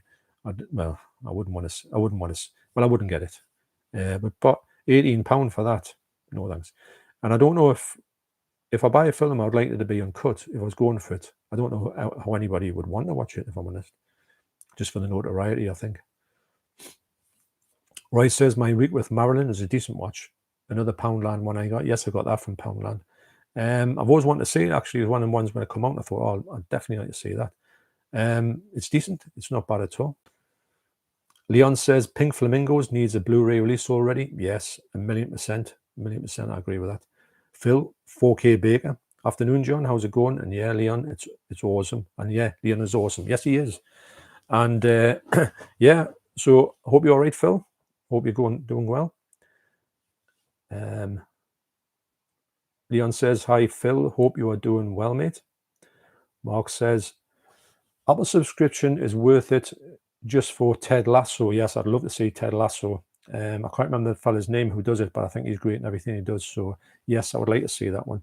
It's a shame when these things are stuck on there and you can't get your hands on them, apart from a subscription, which is a bit, yeah. But yeah, I'd love to see Ted Lasso. Phil says, yes, I'm good, Leon. Leon says, good to hear, Phil. Leon says, Abel Ferrara is an interesting guy for sure. Love his film Miss 45. I've seen that one, but I saw it years ago on VHS and it was cut. I'd love to get that on a newer version because I did like it, but it's one of the ones that just doesn't seem to get a release, which is a bit strange actually. Roy says, Mark, I so want to see Ted Lasso. I'm a big fan of Brett Goldstein and his films to be buried with his pet. I'm a big fan of Brett Goldstein and his films to be buried with podcast. Films to be buried with podcast, I believe. I haven't seen that actually, but I would like to check that out. But Ted Lasso, yes, it looks really good.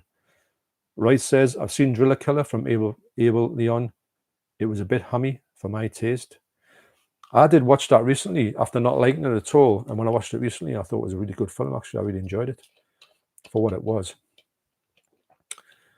Mark says torture scene was straight out of the book. Didn't think they would nail it. I didn't realize that was in the book, but yeah, wow, that was something to remember. James Miller says The Green Knight on 4K coming out on the 10th of December. I'd be interested in hearing your thoughts. The movie was breathtaking at the cinemas.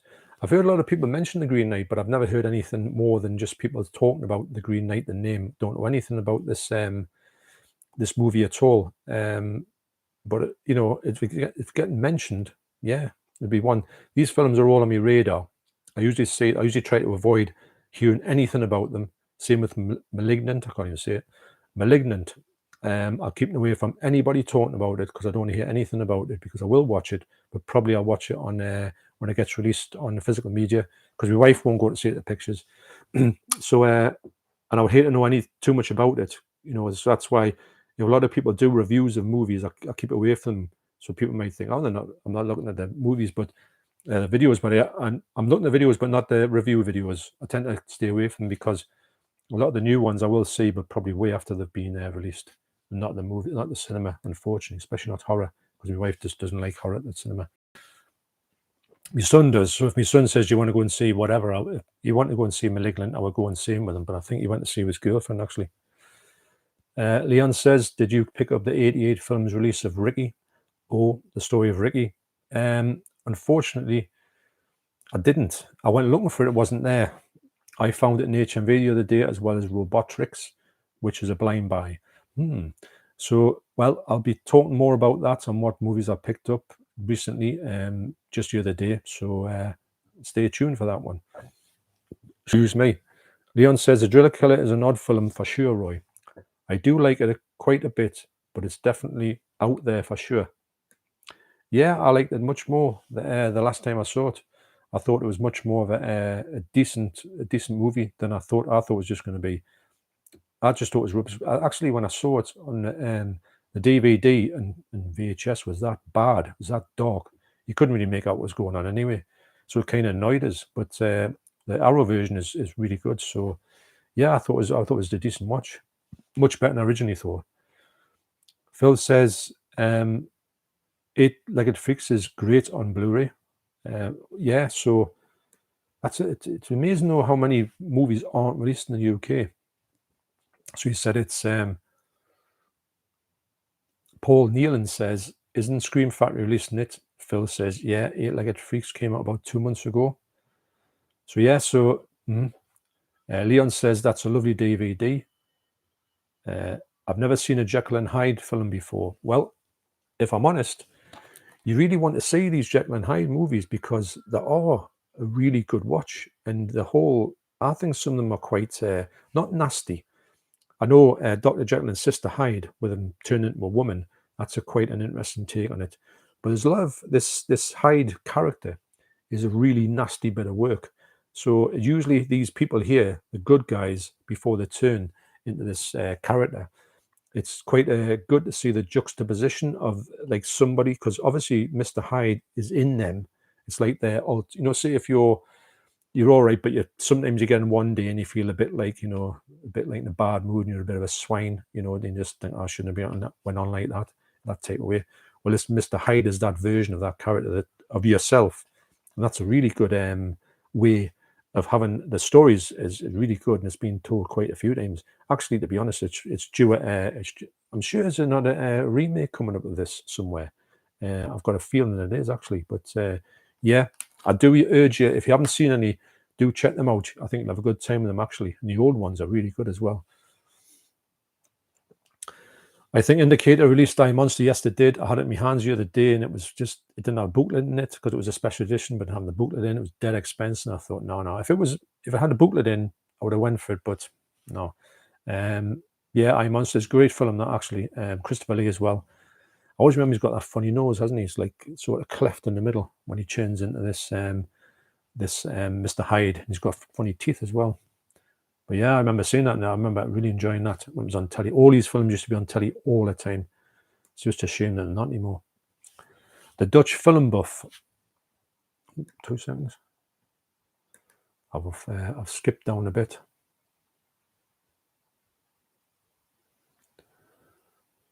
Wait, where am I? I went right down here.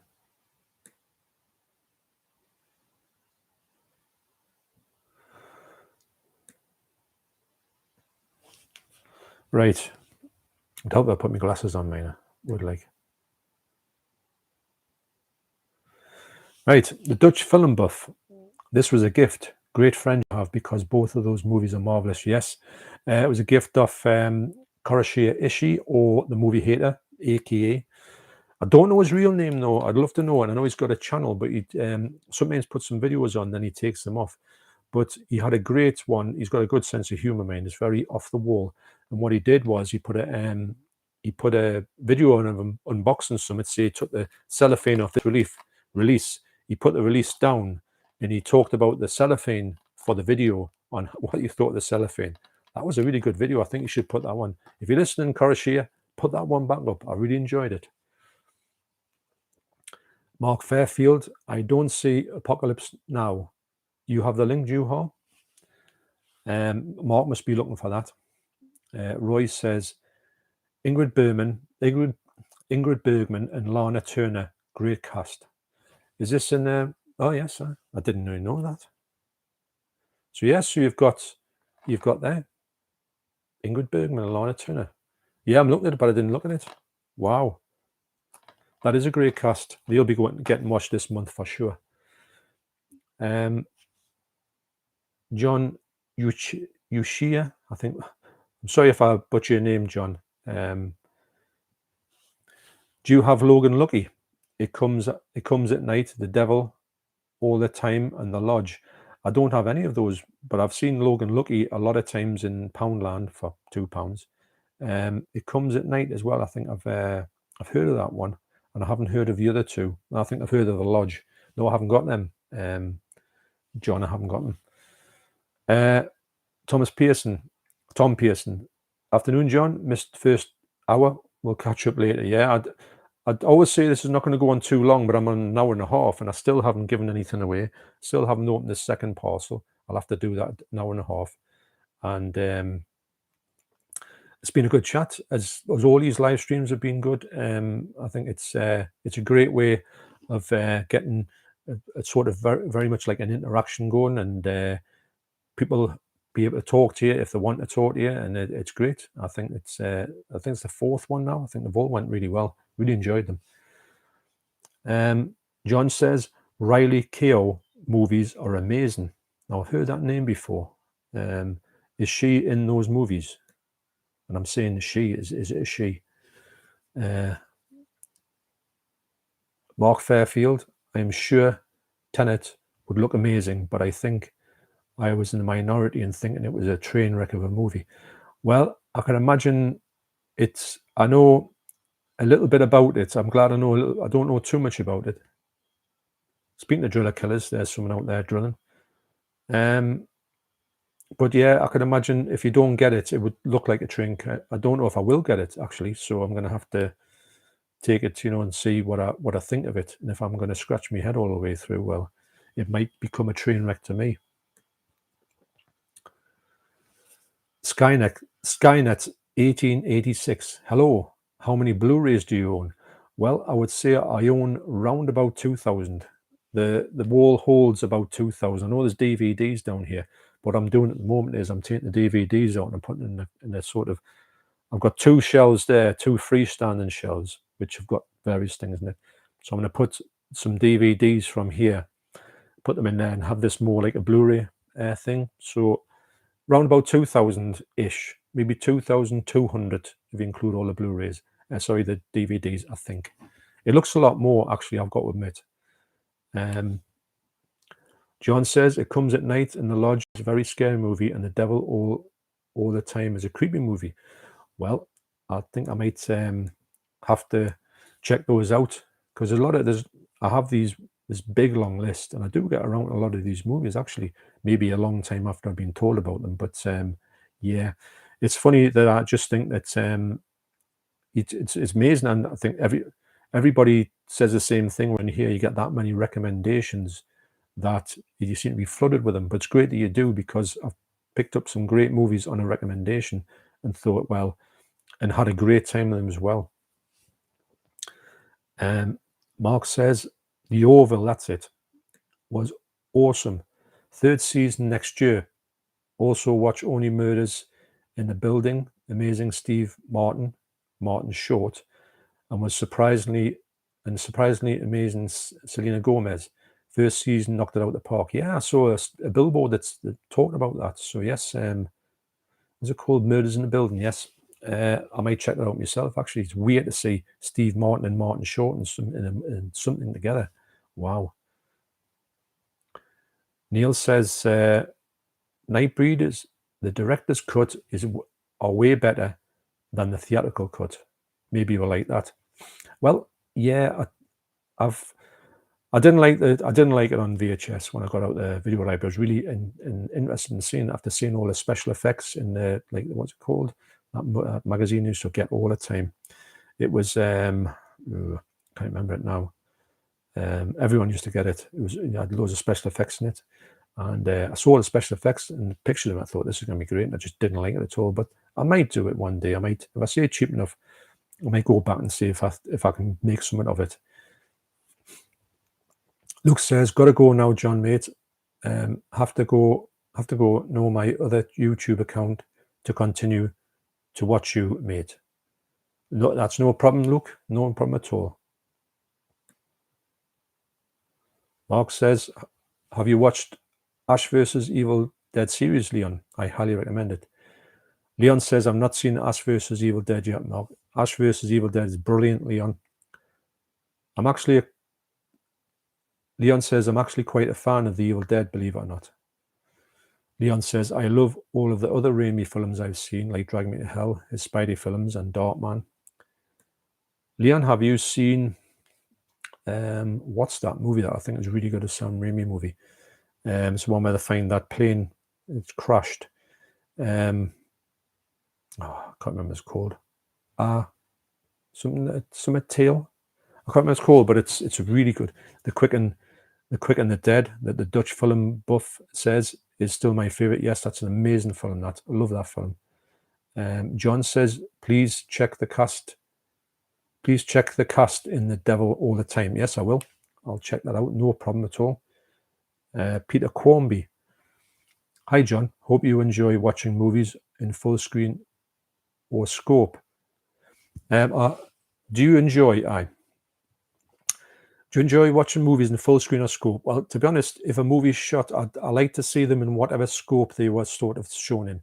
If a movie's shown in full screen, then I'll have it in full screen, because I think if they start to crop it, like they did with Evil Dead, that's a square picture, and they cropped it to make it look like a 185, and it just looked awful. So if a film's meant to be in widescreen, then I like it in widescreen. I don't mind. Wherever it comes in, I want to see it in the original format. You know, they used to do pan and scan on VHS a long time ago, and it was atrocious when you realize how much information was missing off the screen. So, excuse me, I'll say that whatever they originally filmed in, that's what I would like to see them in. I see these two here are filmed in 137 regular, so that's square. So yeah, that's good enough for me. Yeah, whatever comes in, I'm happy with that. Tom says, here they are releasing Evil Dead movies and a TV series in a box set. First movie not included, Blu-ray only. That's a bit, I don't think I'm hearing more things about this box set that it doesn't really work for me. I would love to think they could get the rights from everybody and put the whole thing out in one go. And it doesn't have the remaking as well, or does it? I just think they put the whole out. Since it's there, get the whole out in one go. Excuse me. Get another drink here. Right, so I'm on 1 hour 35. I'll start at I'm going to give a couple of things away. You can go anywhere in the world, doesn't matter where you're from. Get in touch with us on Instagram, Warren Peace 666, all one word. And yeah, so just answer this question. The first one, I'm going to make the questions as easy as possible, because I think the other one I did, there was a couple of different ways you could have went with the questions, and I didn't want to, like, if someone got it right exactly together, I felt a bit bad for saying somebody over someone else. So I'll give away this one first. This is just a sort of rogue one. It's not going to be the ones I was going to give away, but I saw it and I thought, well, if anybody wants this, I'll give this away. So I'm going to scroll down to the bottom, excuse me, to get the comments there where I'm right at the bottom, should I say.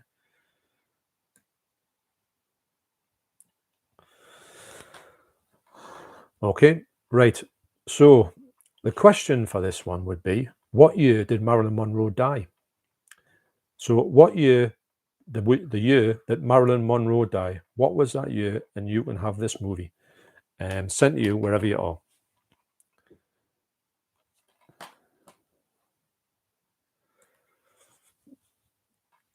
Forgotten Murder Movies said 61. Sorry, Forgotten Murder Movies, Andy. For once, you're not right. And I'm saying for once. Leon, so Dutch film buff says 61 again. No, sorry. Leon next says 1962. So yes, Leon, 1962. That's when she died. August 4th, 1962. So yeah. So Leon, if you want this one, right, just say yes, and I'll send that to you. I've got your address anyway, so no, I can get that to you. So that's Leon got My Week with Marilyn. It's got a great performance from her being Marilyn as well, and you'll understand why everybody thought she was hard to work with as well. So that's for you, Leon, if you'd like it. So the next one here, I'll definitely take it, John. Thanks so much. No problem, Leon. No problem at all. That's got your name on it. I'll just write that down. Not that I'll forget that, but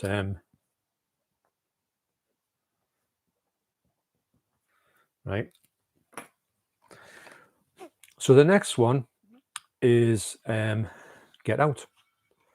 This is the Blu-ray, and so I'm gonna have to try and think of it. I'm gonna have to try and think of it. I've had questions written down. I've got nothing that pertains to this movie. Anyway, so this was one of the questions I was going to ask on my other stream. What is it? Right. Here's a one for you. Right. The band Bros, what were the two twins called? So the band Bros, what were the two twins' names? Just the Christian names, doesn't matter about the second name.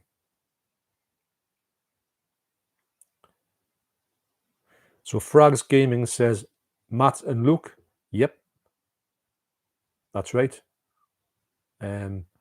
So you just got in there, Frags. So this one's for you. So Frags, if you want to get in touch with me in Instagram, the Warren Peace 666, and that one's for you. So if you definitely want that one's for you.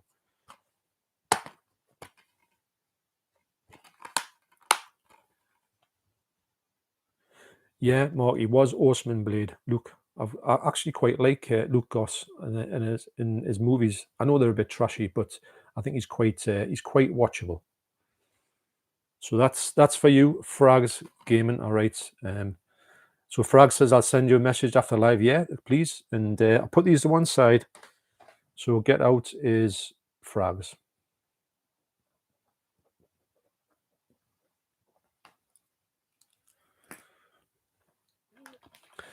Right. So another one that I'm going to get back a few more comments, and I'll open this other box up here, this other subscriber mail. So this one here, I tried to think of it. Have I got another an old question here? That I got no. I think I used them questions up. Here's a one for you. This is for the Blu-ray of Scott Pilgrim versus the World. I think I say the 4K is not a big. This Blu-ray is nearly as good as a 4K, and the Blu-ray looks quite good. The 4K looks nice, but it should look a lot better. It's got a lot of special features on here. Great film. I do think it's a really underrated movie as well. It's so fun. So the question for Scott Pilgrim versus the World is, what year was A Clockwork Orange book released? Not the film, the book. What year did it come out? And that's to win Scott Pilgrim versus the World. Got a great cast in there as well. I think it's a lot of people forget about the cast in here. Yeah, Leon, the Blu-ray does look good in this. It's one of the best Blu-rays I've seen. It's such a shame that the 4K just did not work at all. Nathan Bartlett says 1965. No, sorry, not 1965, Nathan. Paul Tam says 1962, and he's correct. So, Paul, if you want it, this is yours. You can get in touch with me on Instagram, WarrenPeace666, and yeah, 1962. Yes, Leon. Yes, it is the same year for Marilyn. Yes. So, Paul, that's yours. If you want it, I'll put your name down here, and I'll get that over to you.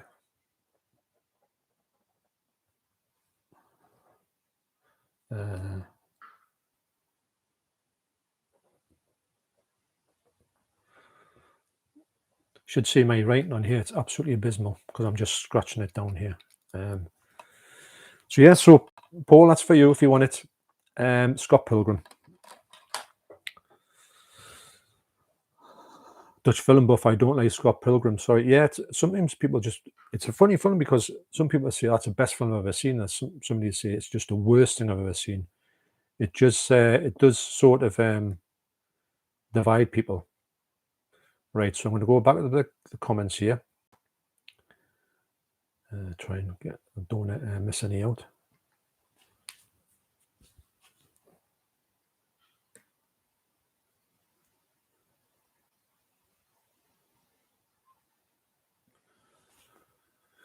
Yuha says, I do not have a link to the Apocalypse Now. Do you not find it from Amazon US Amazon? Maybe the offer is not available anymore. I'm going to make a little note of that because I would love to get that one myself. Amazon US Apocalypse Now. I'll check that out actually.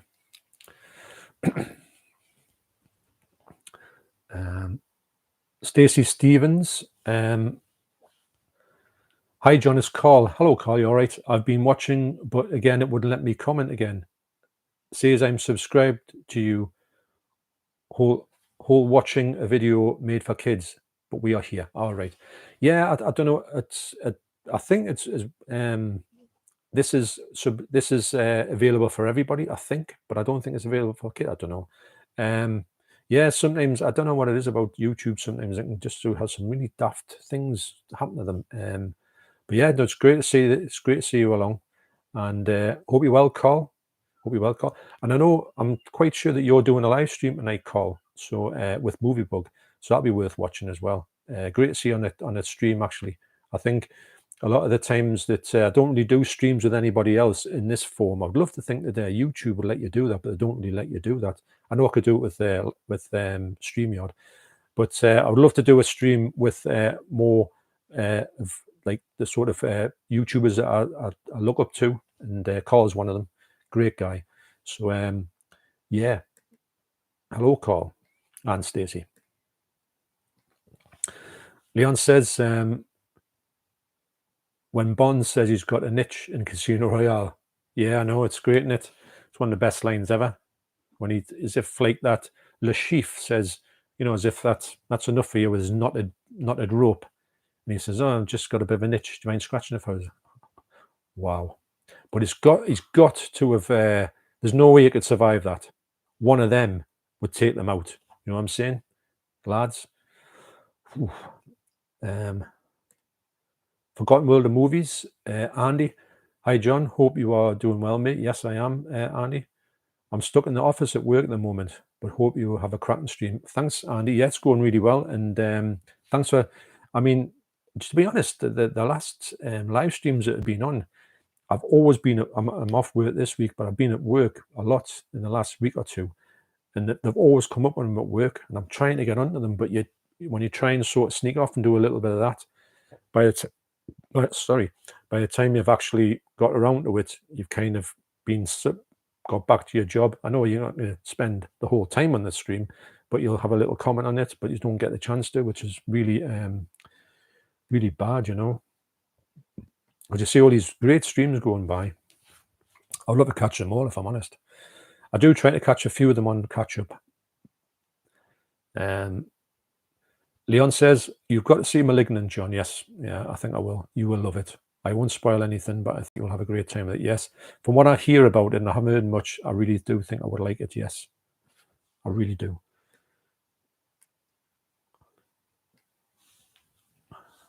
John says, "Your favorite," and I'm gonna Saoirse Ronan movie. Now, is she an Irish girl? I think that's her. I'm not too sure. I haven't seen her in anything, but I've seen movies that she's going to be in, and they do look interesting, but I've never actually physically seen one of her movies. I believe that's her. There's a lot of people, there's a lot of new people that come out that I haven't seen anything by them, if I'm honest. There's not that many people that I do follow, people, like new people. For Odegaard, here you mentioned The Clockwork Terror, aka Murder in the Blue World. Yes, that's a title I saw. I've got the UK DVD of it from Media Film, bought it for £1. Now it goes for crazy prices on Amazon. Really liked it. Thanks for posting. Wow. Honestly, imagine that. I would love to buy that for £1. I would love to buy it and see it again. Although when I watched it, I thought I didn't understand it because I didn't understand Clockwork Orange, and I don't think it's just had the name tagged onto it to try and work off the back of a Clockwork Orange. But I really am interested in getting it just for a sort of just for interest's sake. But thanks for that, though. Wow, to be honest, I've never ever seen that at all, apart from that VHS copy I've got, and I only ever saw that one. There was none other ones, and I saw that. I think I bought it on the sale sometime, and I saw it and I thought, I'm having that. Just on the back of Clockwork Orange. Thanks for that. That's an amazing bit of information there, Thor. Leon says, "I did a video on Malignant where I don't mention any plot details at all. It's my favorite film of the year so far." I'll check that out. Actually, one of the best reviews that I've seen, and I saw it was a spoiler-free one, was done by Paul Tams. It was done for the new James Bond film. He done an amazing little sort of roundup of it all, but he didn't go into any spoilers. Now that's the type of ones I would like to see personally, just with new films. I try not to do spoilers on my things at all. I don't say, "Hey, guess what? They all get killed in the end." I don't like to do anything like that. I just like to say, a bit about it. But Paul Tams one was good. But I guess I'll definitely go for that one, Leon. John says, "Have you seen Tom Hardy's movie Bronson?" I haven't, but I've always wanted to see it. I wouldn't say I'm a big fan of Bronson himself. I do know of him. I do like people who have been in jail. I do like things, real life stories about people who are, hard prisoners and sort of prisoners that get up to like, crazy stuff in prison. So like McVicker, that type of thing. Although I've seen McVicker, I thought it was a really good film. I saw it at the cinema actually. But I need to get it. I need to see it. It's one of the ones where I go, oh yes, I'll get that tomorrow, and then I never get around to it. Wow. But yes, thanks for reminding. I will get that one, John. Definitely. Kevin O'Connell. Hello, Kevin. Are you all right? I just got Arrow's Life Force, Horror Express, and Candyman on Blu-ray. Never seen any of them before. You are in for a treat, Kevin. Definitely in for a treat. Life Force is brilliant. Horror Express is excellent. Candyman is a movie that I didn't really like when I first saw it. I'm going to have to get it again and watch it again.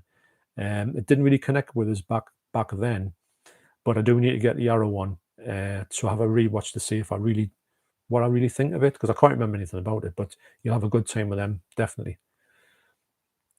Thor says, you and Leon are fun watch. Big ups from like-minded fellow. Thanks very much for that, Thor. Really appreciate that. And Leon's a great guy. To be honest, the channels on here are absolutely brilliant. I have a great time with them, and we do talk to each other. The channels, me and Leon, and me and Leon, and Carl. We're always chatting. It's and Keith from Euphoria Pictures, Jason Brett. We're just always there, sort of messaging each other and just having a bit chit chat. So it's great that people like our channels and we like each other's channels as well, which is what it's all about. It's all about just having fun. That's what it's about. Nothing more, nothing less. Come on here, have a laugh, and that's it. If you enjoy it, it's all great. But thanks very much for that, Thor. Really appreciate that. The Dutch film buff. Haha, Leon. I left a comment there yesterday stating that I didn't like it. My friend loved it though. I wonder if that's about Malignant. Nathan Bartlett. Have I missed the giveaway? Unfortunately, work gets in the way of my hobby at times. I know how you feel. Loving the videos on the channel. Please keep making them. Yes, thanks very much, Nathan. I really appreciate saying that. And I've got a list as long as my arm about what videos are going to come up. So I don't think there's any time in the near future that I'll not be making videos. I do think that my sort of time frame for doing, I would say maybe 2 or 3 videos a week is great. I don't really make them on the weekend. I try to catch up on videos at the weekend that I like to watch. I don't push myself too hard. I don't get into ones where I say, oh, I'm going to do all these things, and it's find it hard to do.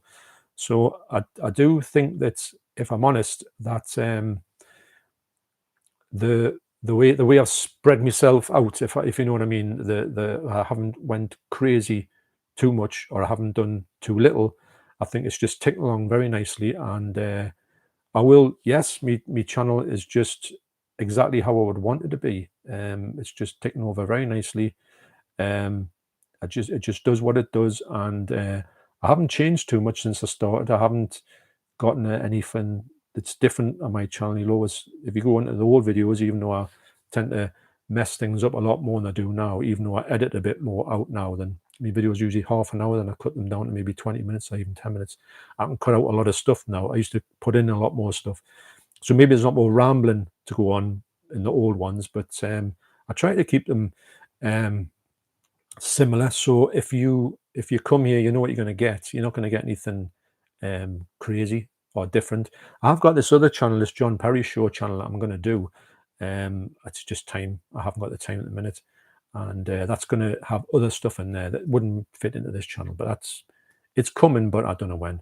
But yeah, no, thanks Nathan. I really do appreciate that. It's great to hear things like that, because it does keep you going. If somebody like says things like that, you think, oh well, yeah, I'm definitely going to keep making them. I know I am going to keep making them, because they've been wanting to do this for a long time, as a lot of people want to do this. And I think if you're thinking about doing it, just go ahead and do it. It's so good, so rewarding as well. But thanks for that. Leon says, thank you, Thor. Leon says, I'll be replying to the Malignant comment soon. The Dutch film buff, but Malignant is definitely a Marmite film. Either people love it or hate it. Dutch film buff says, I know. Yuha said, I checked out the Apocalypse Now from Amazon US and it was not on offer anymore. Oh, that's a shame. I got my version from Amazon LLC US or something like that. There are some offers going on, but a bit expensive. I'll definitely keep an eye out for that because at that price you can't. I've never seen it in CAX or anything like that, as in it sort of for a decent price. But I'm definitely wanting to watch it. Right, I'll tell you what. I've got 2 more giveaways to do, but also I've got this box to open. So I'm going to open this out now. I've just noticed there, hang on. Yuha said, not super expensive though. Korashia Ishi. Hi there, did I miss anything? Yes, you missed this. I held on for a little bit to see if you would pop up, but I just want to say thank you very much for sending this over to me. These 2 movies here. Now I've seen them and I do see the people in it. I think, yes, I remember them quite vividly actually. Not too much about them, but I remember the fact that I do remember I was scared to life. The life scared I was with these 2 movies. And thanks very much for that, you, Korashia Ishi. That's brilliant. Or the Movie Hater, aka the Movie Hater. I'll be getting on them. They'll be definitely watched this month for sure. Korashia says, my real name is God. Well, there you go. Why not? Well, someone's got to be called it. I know some people are called Jesus, aren't they? Leanne says, your first package from John has been unboxed.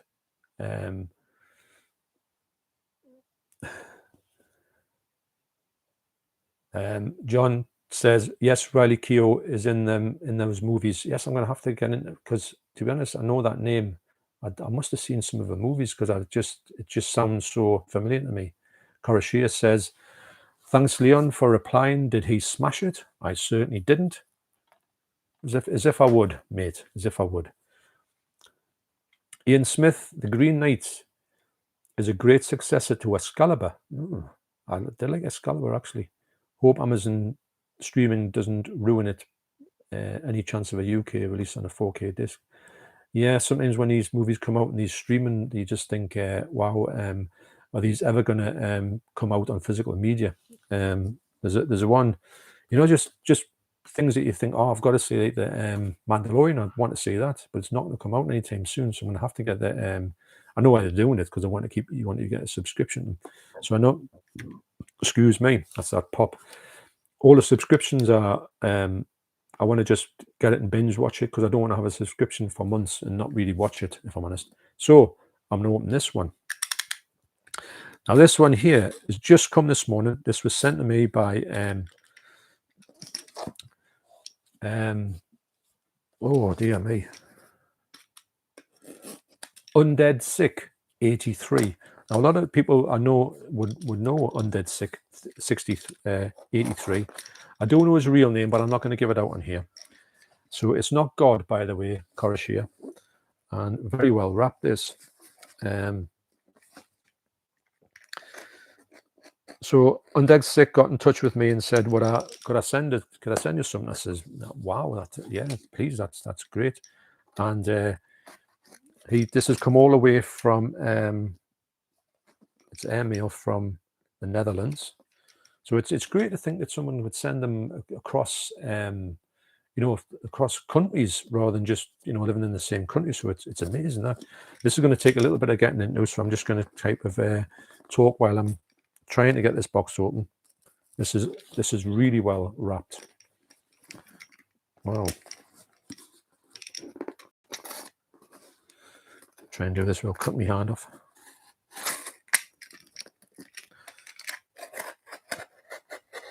See, that's the thing when you do an unboxing on a video, you can cut all this bit out, you see. People think you just take like 5 seconds to get into it, and you don't. You seem to take forever.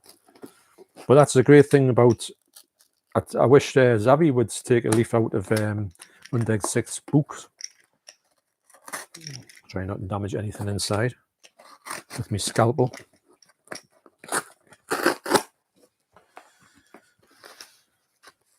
So there's a note in here.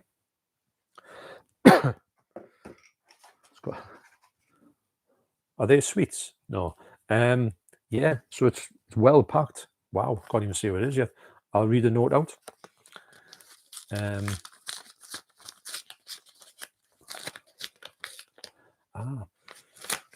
Ryder Keough also appears in Mad Max Fury Road. Yes, I knew I'd seen the name somewhere, you know, and yes, I have seen. Well, I have seen. I do know her, so I'm gonna have to. I'm gonna have to check more of her stuff out, and I think she was good in that. Leon says he did smash it. It was a great gift, though. The Jekyll and Hyde double bill.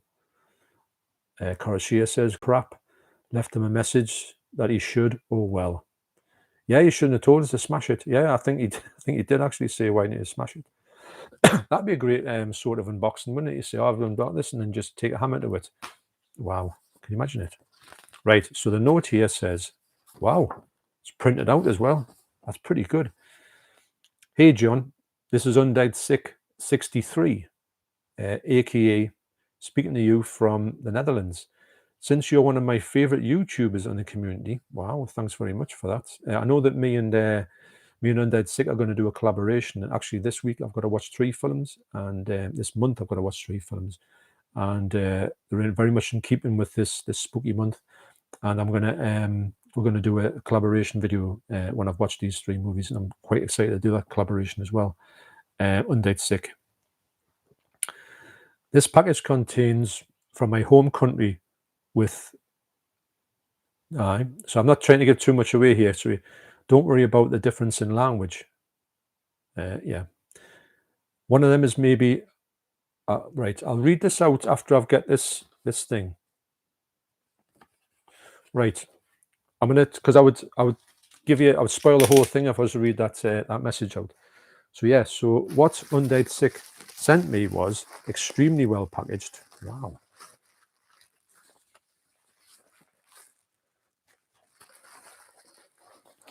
There's no way these were going to get damaged. Right, what is this?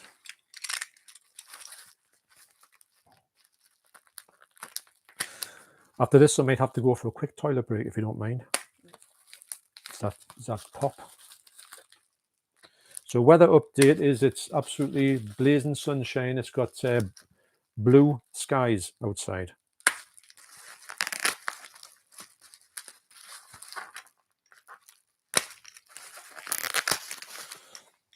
These are really well packaged.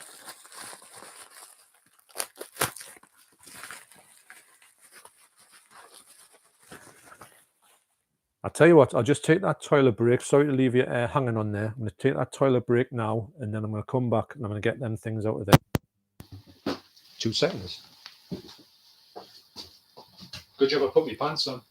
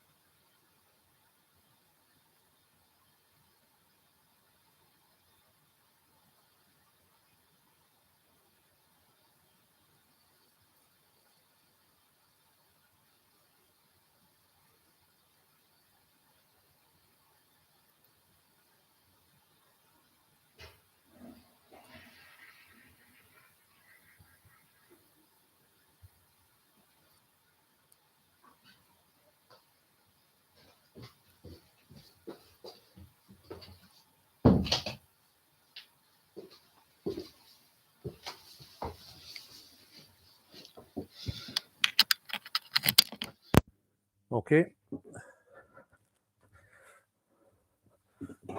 Imagine if you get back from the toilet and everybody's gone. That'd be terrible. Okay, so Undead Sick has sent me 2 CDs. The first CD is, I hope I'm going to pronounce this right, Anouk, Hotel New York.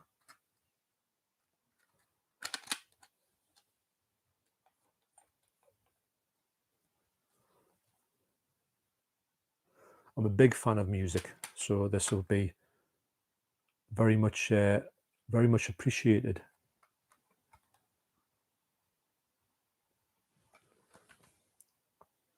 That's from 2004.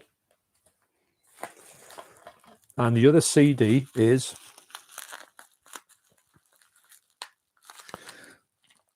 now, I've never been sent a CD before. Now that's quite retro. And I do listen to CDs a lot. I do listen to music a lot. These will get put on my memory stick. I'll put them onto my computer and put them on memory stick, and will listen to them in the car. That's where I listen to most of my music, actually, if I'm honest. I've got a record player which I'm going to try and sort of bring back to life so I can get some vinyl on the go, because I've got loads of vinyl to listen to. So the next one is, hope I'm going to say this right, Isles Delange, or Delang, World of Hurt.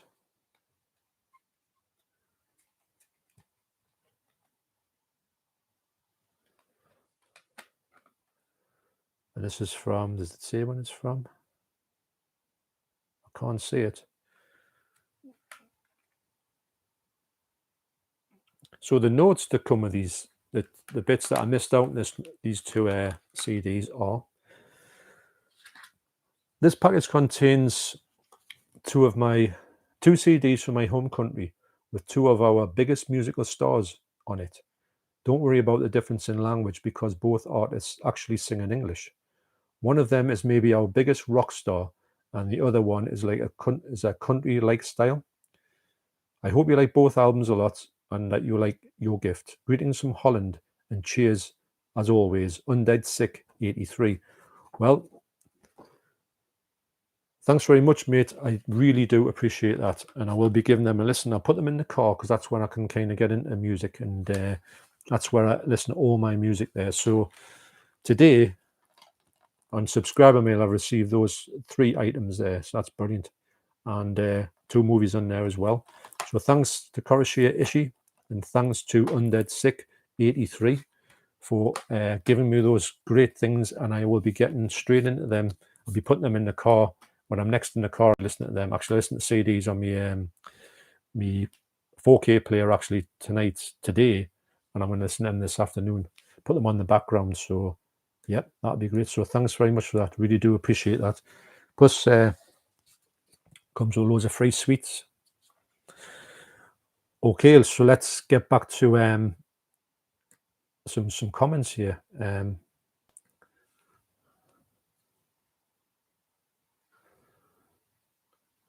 Peter Quamby says, no, hang on a second. Yes. Leon says Riley Keough is in the house that Jack built. Is she? Wow, I've seen that film. I can't remember seeing it, but I think actually I'm gonna have to have a look at it and see what she looks like. And Under the Silver Lake too. Interesting. Peter Quamby says, John, have you seen a movie called Feed And the movie Naked Spur has just come out from Warner, and the picture is fantastic. I'm sure that Naked Spur rings a bell for some reason. Feed I never heard of that before. A lot of recommendations here. I'm going to have to put in. I'll go back to stream and I'll write these ones down, you see, on my little my thing here, which has just got a ton of scribble on it. Leon says Fangoria, is that the magazine, John? Yes, it is. Fangoria used to get all the time. Used to look. I still got loads of Fangorias left. Some of the you used to only know about a movie from Fangoria. You would say, "Oh, this is coming out," and then you would think, "Oh, brilliant," and you would never know. Like I was talking, me. Excuse me. The Evil Dead 2. Me and my friend went to Newcastle one day, and we're walking past the cinema, which is long gone now, the Odeon, and my mate says, "Look at that on the board, Evil Dead 2." And we said, "What, Evil Dead 2? You joking? I didn't know it was coming out." So we went in. We had enough money and went in and watched it in the afternoon. So yeah, it's amazing. You didn't know anything about these in physical media these days. You know about everything coming out months and months and months beforehand, or even when they start mentioning it, like by sort of like people talking about it, whispers. These days is that you didn't have any of that back in the day. It was mad. It just used to come out. You'd go to the video shop and it'd be on the shelf, and you go, "Oh, Hellraiser 2, didn't even know that was coming out. You know, stuff like that.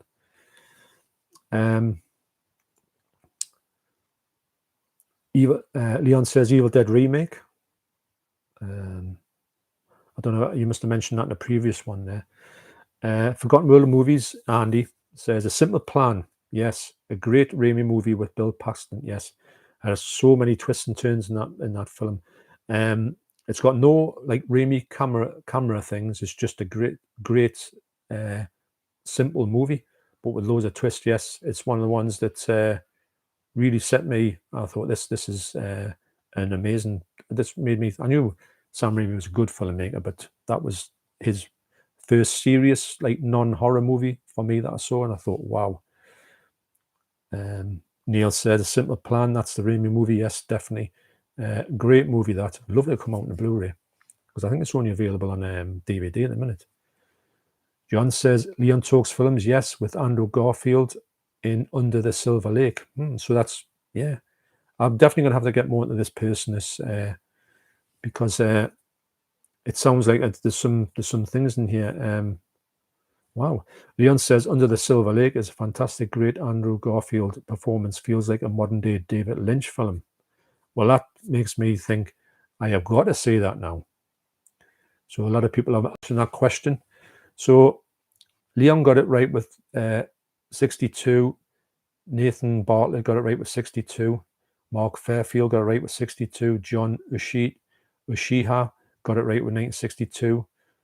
And yeah, what a year that must have been.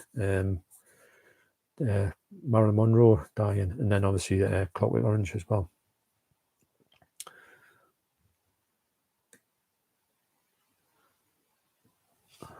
So Dutch Film Buff says pretty good movie.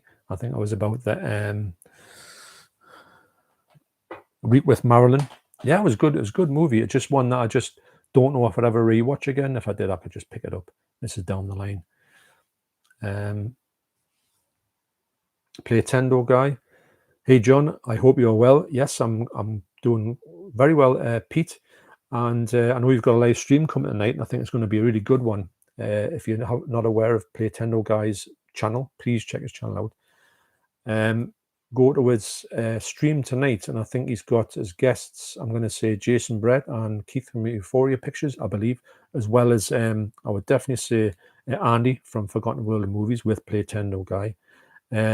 Is Sophie on this one as well? I'm not too sure if she is, but great group there. That's going to be a good one. If I can, I'll watch that one. I'm off tonight, so I might be able to get some of it watched at least.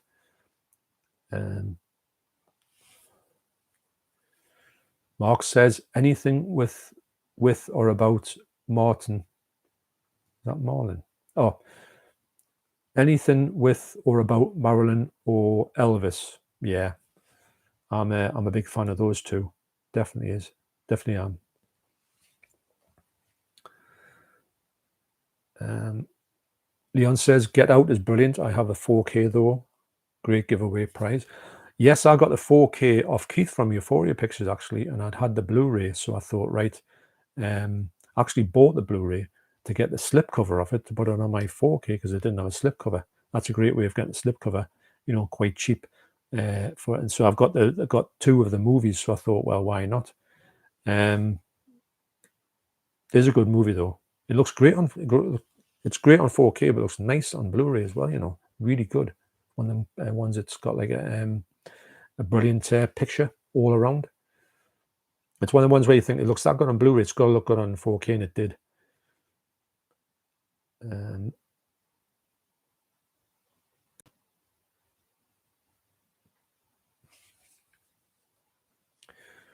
Mark says, John says Mark Fairfield filmmaker Baz Luhrmann is making a biopic of Elvis. Yeah, is that the one where he's doing it about Colonel Tom Parker? Is that the one? I know there's one coming out about him, but I don't know if that's the same one. Yeah, Elvis. What a state that ended up in there. Wow. The Dutch Film Buff. When Will I Be Famous? Was that a song? Bros. Yes, it was. They were big here in the Netherlands for a short while. Yes, they were big in the UK for a short while as well. It's weird when you see brothers, twins as well, who cannot stand each other. had a recent time to get together, and they didn't. All they did was argue and call each other terrible names. And you think brothers just get on, but they just don't get on. It's a shame actually, because you're a long time dead, aren't you? Right, I just went down a bit too far there.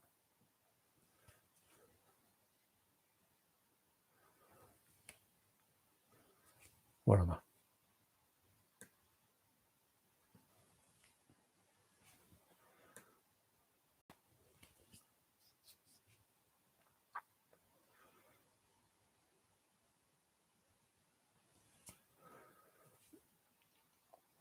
Where am I?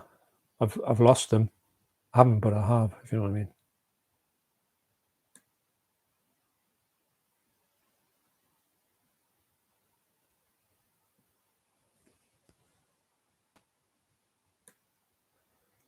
Excuse this, I'm just there. Right. Leon says the Blu-ray for Scott Pilgrim is fantastic too. Yes, it is actually. Yeah, I agree. Playtendo guy, Scott Pilgrim is such a fun film, very underrated. Yes, I do.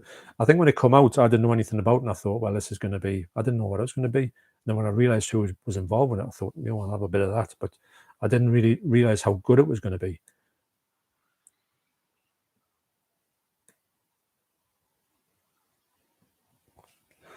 Mark says, "Oh, miss me.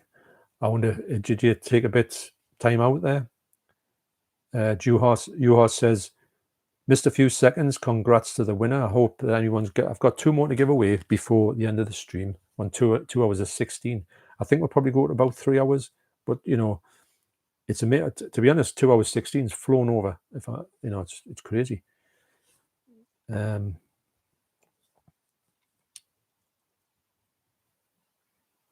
The Dutch film buffers, I don't like Scott Pilgrim. Sorry. Yes, it is a bit, does divide people. Paul Tam says, "Cheers, John. Love that movie and the comic as well, mate." Yeah, if that's about Scott Pilgrim, yes, I think it's a belter actually. And it's a shame about the 4K. I do think the 4K could have been much better. Unfortunately, I mean, it looks good, but it doesn't look as good as it could do. I'm pretty sure about that. Yuha says, "I've never seen that film. I wonder if that's about Scott Pilgrim." Yes, it's a great film, Yuha. You should see it. Highly recommended. Ian Smith said, "Some of the best films or love-hate ones." Yes, I do agree, because sometimes you can have a massive, a film that you just absolutely love and someone can hate it. But that makes it that there's something about it rather than just middle of the road, because middle of the road ones are kind of like, meh, there are, and you watch them and you think, well, I'll not watch that again. But other ones can be super to one person, hateful to the other one, another one. Dutch Film Buff says, "I'm a big fan of Refn's Only God Forgives, but there are many people out there who hated it." I've got it, but I haven't watched it yet. It's one of them ones I got from Poundland, and I'm definitely going to watch it, but I haven't got around to it yet. Leon says, "Saoirse, that's a strange name. I know I've seen an interview and she says that nobody can pronounce her name properly. It took me forever to find out how to pronounce her name. Yes, I know to be honest, if I had a kid who had a name, I would give him something that was easy to go, rather than having to spend the whole life saying, no, it's not that, it's that." Dutch Film Buff is an Irish name. Yes, I think it's an Irish name for sure. Mark says, "If you can't pronounce it, then there's no hope for the rest of us, Leon." I can't pronounce it, even though you spelled it out for us. I still would. Now, if someone said to us tomorrow, what's her name? I would still say, so you're saying Saoirse. Yeah, fair enough. It doesn't look like that. Same as like Siobhan. It doesn't look like Siobhan, does it? Looks like Soyabun. So Leon's laughing there. Playtendo guys says, "Malignant has really surprised me how it's such a brilliant film." Yes, I've heard a lot of good things about it. And if it's any form of giallo, then there's the driller killer. I do think that I will enjoy it. John says, Saoirse. See, I can't even spell her name now. Let's go down there and see. Saoirse. I'm going to Saoirse. Saoirse Ronan is an Irish actress. She appears in Lady Bird. Yes, that's the one I'd seen her from, but I haven't seen that one. Little Woman, Brooklyn, How I Live Now, and the Grand Budapest Hotel. Oh, really? I didn't know she was in that. I do want to see that movie because it looks really good from what clips I've seen. Playtendo guy says, watched Halloween 2018 last night and kind of prefer it to the original. Well, so that means you've watched the original, because I know that, Pete, I know there was a lot of talk about you. Every time you went on the stream, the first question anybody asked you was, have you seen Halloween yet? And you always say, well, not yet. So interesting that. I do think Halloween 2018 is quite good. But I do prefer the original, if I had to say, because that came out when I was out, I think. Best jail movie, McVicker. Mark Fairfield says, yes, it was a great movie, that. Who was in it again? It was a singer out of The Who. Can't remember his name, but yeah, it's a great film. So it's, like I say, it's sort of cinema. It's very brutal as well, like realistic. Pete says, from Playtendo guys, says, Keith from Euphoria Pictures, Jason, Brett, and Sophie will be joining me and Andy tonight. That's going to be a great stream. That's a great lineup there. And yes, I did think Sophie was in the mix, because I saw your thumbnail for it, and I remember seeing. I thought, oh, that's a great setup you've got there. So yeah, that's going to be brilliant. And strangely enough, I'm on Playtendo guys stream next week, actually. So really looking forward to that. I've done one stream with them before and I had a great time. Great time. Honestly, the questions you get asked in the quiz, I just bury my head in this and just think, it's as if you don't know anything about movies when you go on there, because you think, oh, well, I know fair enough about movies. So someone will say to you, all the questions, you just go, don't know, don't know, don't know, don't know. Or you think you know, but you don't know. So yeah, so that'd be great. So please get over to his channel and check it out. There's my son coming in there now. Dutch Film Buff says, I think I've seen all those movies except for How I Live Now. Pretty good actress with a difficult name. Yes, the name's really difficult, isn't it? Ian Smith, Life Force is my biggest guilty favourite. Yeah, I think it's really good. I always think it's a hammer horror with a big budget, like they never had it back in the day. Yeah, I agree with that. Because it's very British, isn't it? And you can see the Britishness in it. Got great effects in it. And yeah, so well, all know, yeah, I'm not going to mention the thing, but yes.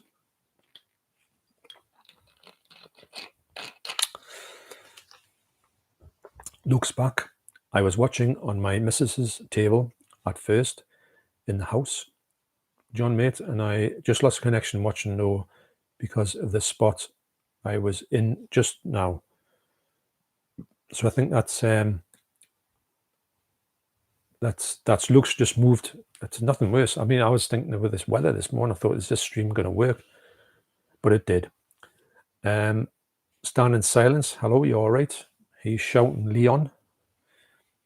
Stand in Silence. I like some things about Only God Forgives, but on the whole, didn't think it was very good.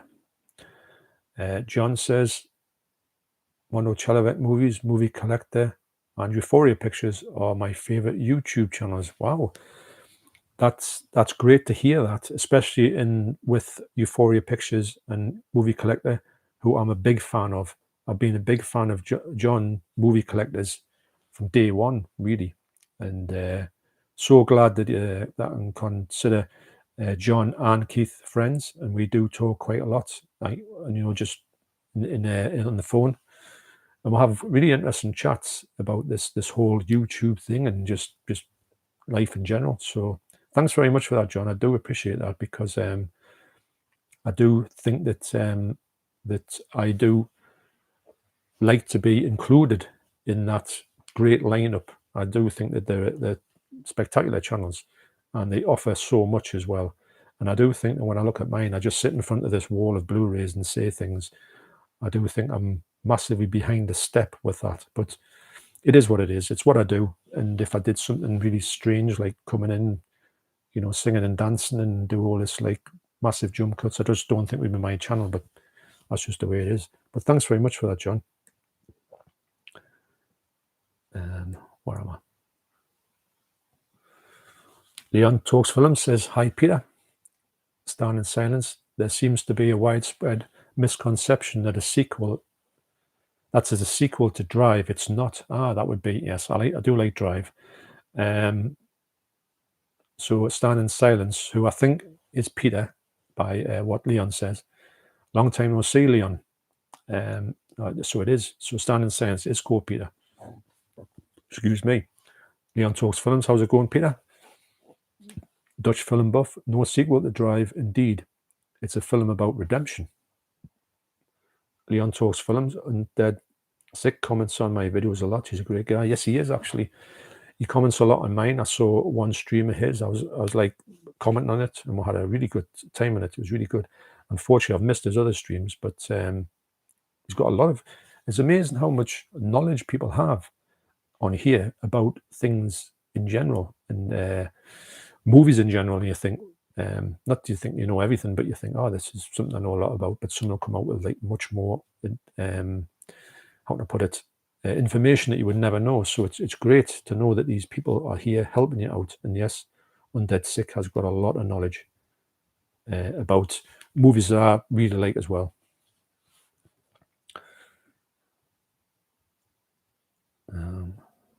Luke says, "I'm back watching you now, mate. I watched Night Moves the other night, the Premium Collection one. Have you seen it, mate?" If so, what do you think of it? I thought it was okay. I give it a 6 out of 10. I think I've seen it, but a long time ago. I can't really remember it, but I do remember the title. I remember the cover when I saw it, but I don't know anything more about that. It's one of these movies. I've seen that many movies in the past, and then you forget about them, if I'm honest, because I think you can only retain so much in the mind, and then it kind of starts to go. Maybe it's an age thing, but I can't remember it, if I'm honest. Look. The trailer project on here. Good to see you doing another live stream. Yes, it's good. It's good to do it. I knew when I was getting a week off that I would be doing a live stream on it. Wasn't too sure on the days. It just depends when there's no one in the house.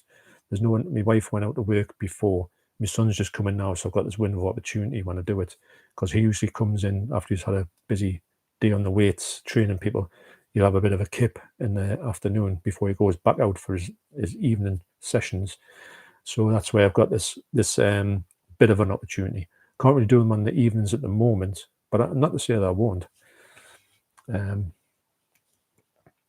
Stand in Silence. Leon, I tripped on tram tracks outside where I live and hurt my knee and arm on Friday, but feeling right now. Wow, tram tracks. So yeah, so they're a bit. I've been in Edinburgh. They've got tram tracks. You've got to be quite careful walking around there. I'm sorry to hear that, Peter. Leon says, "I'm sorry to hear that, Peter. I'm glad you're feeling better now." Pretendo, guys, says, "Looking forward to having a chat with you next week on the live stream, John." Yes, so am I. I do think that the last live stream I was on, I had a really good time. It was great and very fun, very entertaining. And Pete from Pretendo, guys, he's a great guy. He does. He keeps the stream moving along, and he's got this great laid back approach. And I think it's just a group of lads having or in this case, we've got Sophie's in there, just having a chat about what they like, movies, and it's great. And they have a quiz as well, the impossible quiz, shall I say? And Pete always starts up and he said, "This one is going to be quite easy," and you think, easy? Yeah. No, I'm looking forward to it. Really am. So Stand in Silence says, "Leona, could have been a lot worse." Yeah, could have been. Could have broke your leg.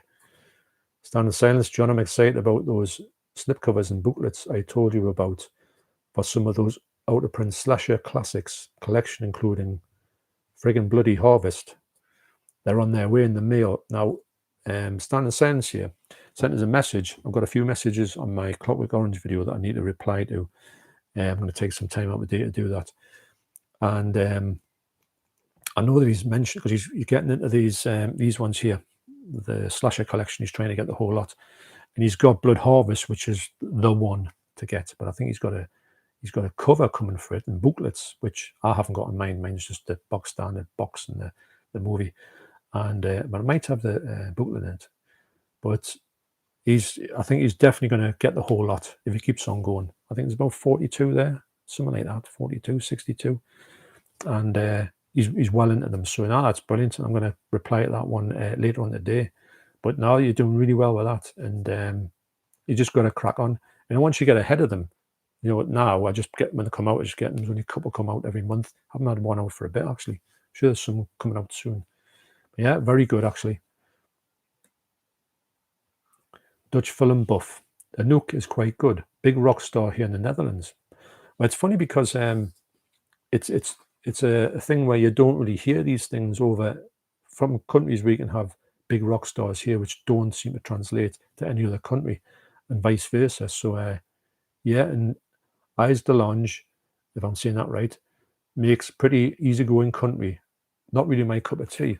Well, I don't mind. See, I'll give if any something's decent, I'll give anything a watch. And listen to, shall I say. Quite interested to get them too. So highly recommended by the sounds of it.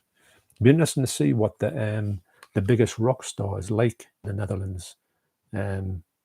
Yeah, that'll be good. Mark Fairfield says, I still use my Walkman. Left work and girl at reception spotted it and had no clue what it was. And we had never seen the tape player. And I've so old. I know, Mark, I remember when I was talking to my nephew, Jack, a few years ago, and I'd said to him, I picked up, and I thought, there's no way he's not going to know this. I've got a yellow vinyl out of, I think, a record by the Dickies called Giganto. And I said, do you know what this is? No. I says, what do you think it is? He hadn't got a clue. So I says, well, you can play music on it. He thought I was lying. I had to actually get me record player and put it on to tell him there was a song in it, because he didn't think it was possible to put music on a record, Spiral Scratch. So that was crazy, and you just think, wow. It's the same when you're talking to people. They say, oh, do you remember I was watching Blondie last night and I looked like blank. You know Debbie Harry? Blank. And you think, wow. It just makes you feel really, when you talk about your childhood and I don't understand any of the TV series you're talking about, I understand that. Leon says, in the house that Jack built, Riley plays the fourth victim. I'm gonna have to look into that, because I can't remember who that would be. Although I've got someone. Is she blonde? I'm gonna say. Stand in silence, Leon. I just told John the other day in a comment that I just bought a bunch of slipcovers from the Slasher Classics collection. Out of Prince, Blood Harvest, Slaughterhouse, Mother's Day, and several more. Leon says, that's amazing, Peter. I need to pick up those titles still. Blood Harvest is so expensive. Yes, it is. Excuse me, but I got mine. I'm saying cheap. I got mine for £18 actually from CEX. I had to send away for it. That was £15. I was thinking, is this a joke? But I got it. And I thought this was going to be smashed to bits, but it was in good nick. So yeah, but I would have had to get it because it was one I didn't have. Although I walked past it in the shop when it was out, it was about £8, and I thought I'll get it next week. Of course, then it got taken out of the shops very quickly due to rights issues.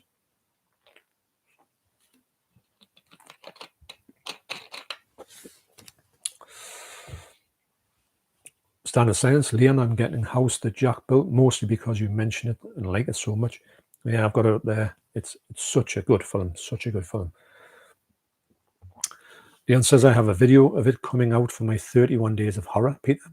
So yeah, that'd be interesting to see, actually. I do like watching ones of movies I've seen, but if I haven't seen them, then I'll kind of put them on the back burner till I've actually seen them. And then I don't sort of spoiler it and say, oh, I wish I'd not watched the review. Standard Sense, Leon, yes, it's pretty cool. Some of those slips and pamphlets are for films I've already picked up, like Slaughterhouse and Sorority Row, and some I will have to get the actual film to. Yeah, well, if you can find stuff like that, get it, and you can always fill the stuff in, as and when. Stan Sense also says, like Blood Harvest and Mountaintop Motel Massacre, but since I am picking up them all, I might just pick up those slips in the meantime. Yeah, like I say, pick them all up. Wasn't super expensive either. Good. Paid £3.93 £96 for the ones that were slip pamphlets, and £1.59 for just pamphlets. Well worth. But yes, actually, that is well worth it. That's amazing, that, because some of these things you think would be a lot harder to, well, a lot more expensive, because people like to do that, don't they? Right, I've lost the things up. I'm just gonna have to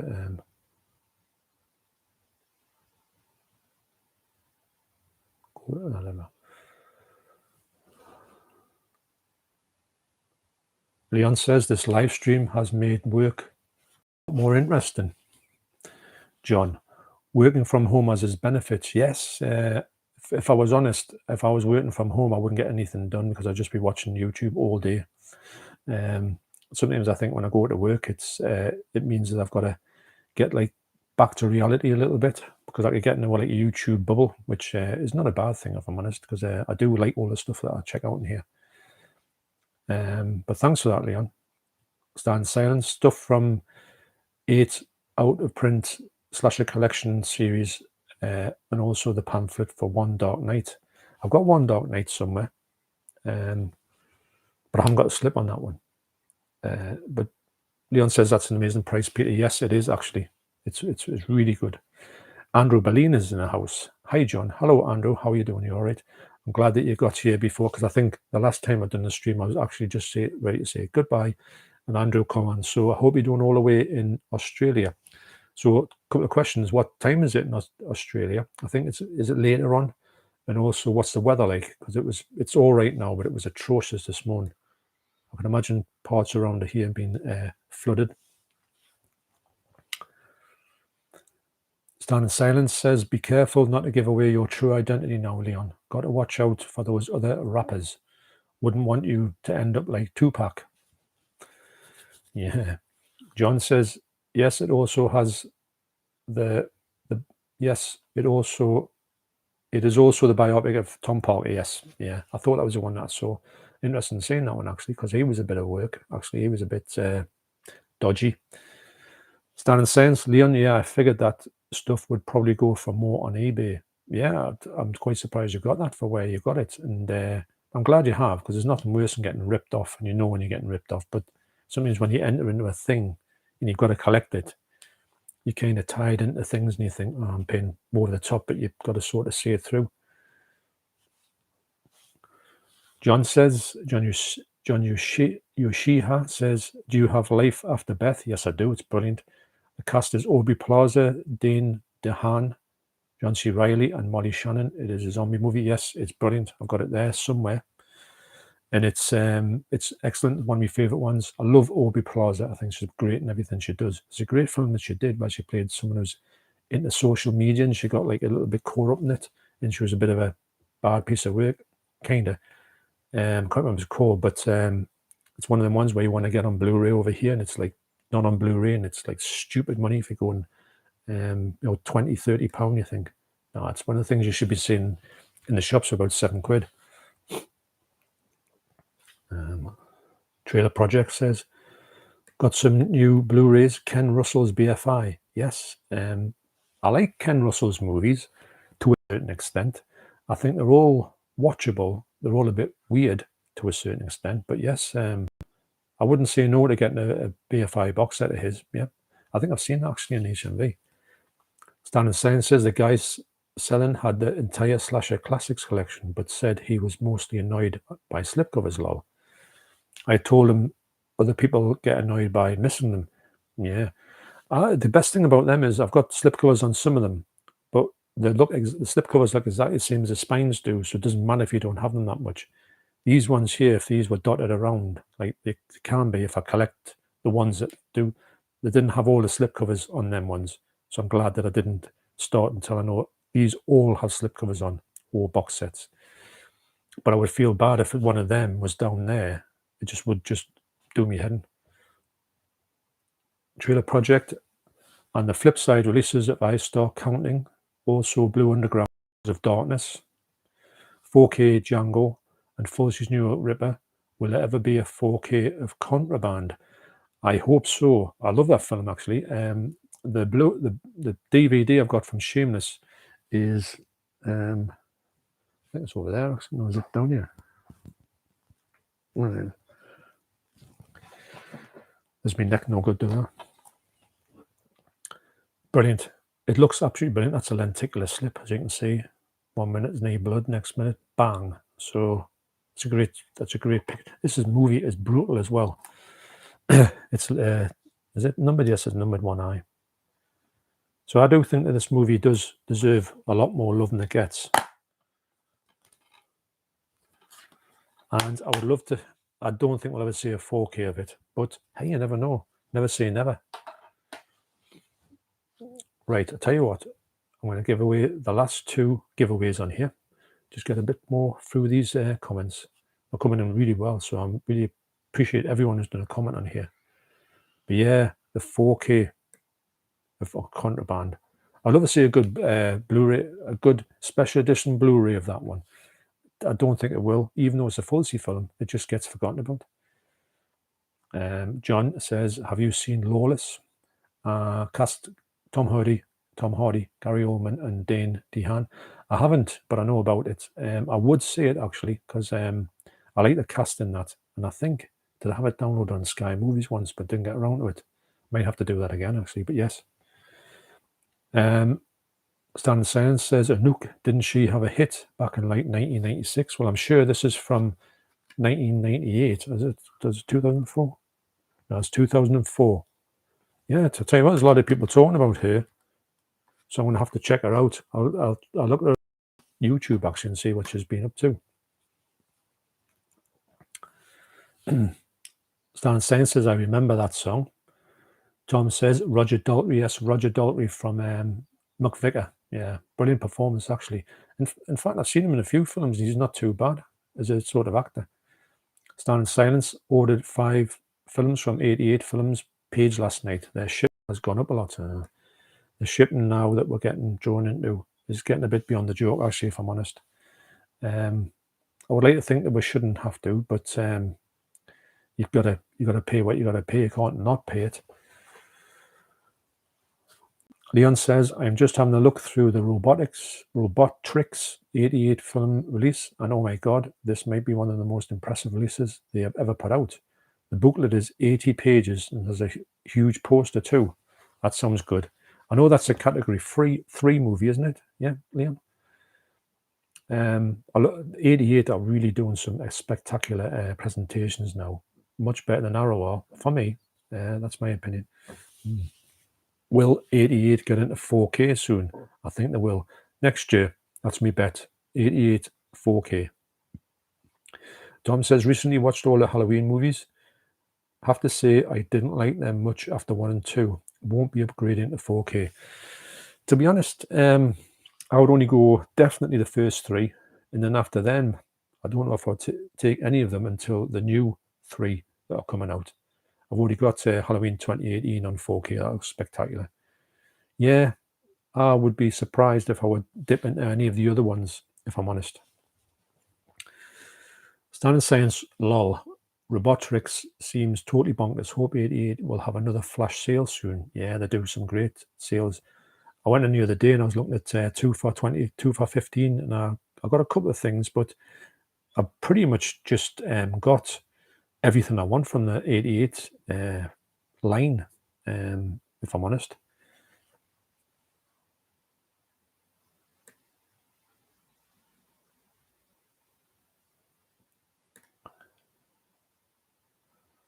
All right. Lost the comments a little bit. Right. Dutch film, the Dutch film buff says, I can't find Undead 6 channel. I'll show you what it looks like because I've got him as a subscriber.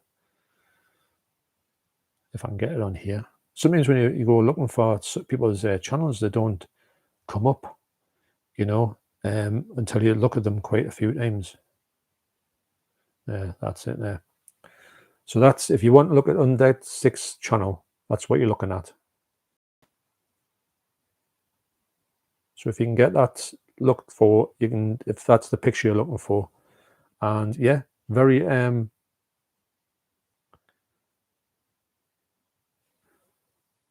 very much recommended. Like I say, I'll be doing a collaboration with him, hopefully the end of this month, next month, for sure. Yushiha, sorry about that pronunciation. Do you have The Place Beyond the Pines? Yes, I do have it, but I haven't got it. I haven't watched it. A Cure for Wellness and The Kid.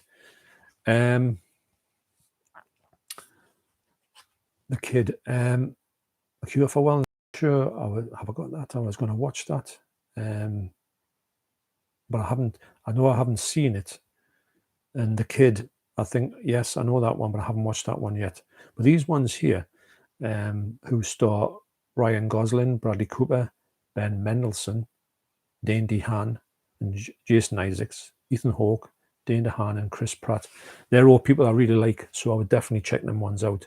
So yes, I'll have to get them, that sort of group, looked at. Have you seen the John Yushiha says, have you seen a horror film called Ruby, starring Piper Laurie and Stuart Whitman? I haven't, but I really like Piper Laurie. She's a brilliant actress. But I haven't seen it. I haven't even heard of it, actually. But Stuart Whitman was good as well. I liked him. So that must be an oldish one, I'm guessing. Would it be, what year would that come out with there, John? Stand in Silence. How many of the slasher collection did you pick up so far? Or Leon, how many of the slasher collection did you pick up so far? It's hilarious that you just got Just Before Dawn. You should do a review of it. I did like that movie. Actually, that was another one that it looked as if it was never going to, I was going to get it. I got that again, £15 from CEX, which is nuts because it was a lot more than that. I think it was going for 30, 40 quid. I don't know why it was on there for that, but hey, I got it. It's a really decent film as well. I really enjoyed it. Much better than I thought it was going to be. Luke says, seeing all that collection you have, John, mate, is absolutely impressive. Seeing all that collection you have, John, mate, is absolutely impressive and quite brilliant, mate.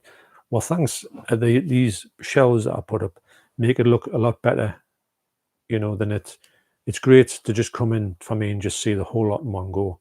I love it. And yeah, I suppose it does. It's weird because you get used to it because you see it every day and you just kind of forget it's there in a way, unless at the moment I'm rejigging the shelves. So I'm like pulling a few out and goes, oh, I've got to see that one again. And I am this month trying to get into more horror, trying to get a lot of the horror ones in here, either all horror classics or ones that I haven't seen at all. I'm going to get into them. So it's going to be a horror month for me. But yeah, thanks very much for that, Luke. Appreciate that. Stan Science. Yeah, it's one of those impossible to pronounce Irish names, just like Bono. Bono Vox.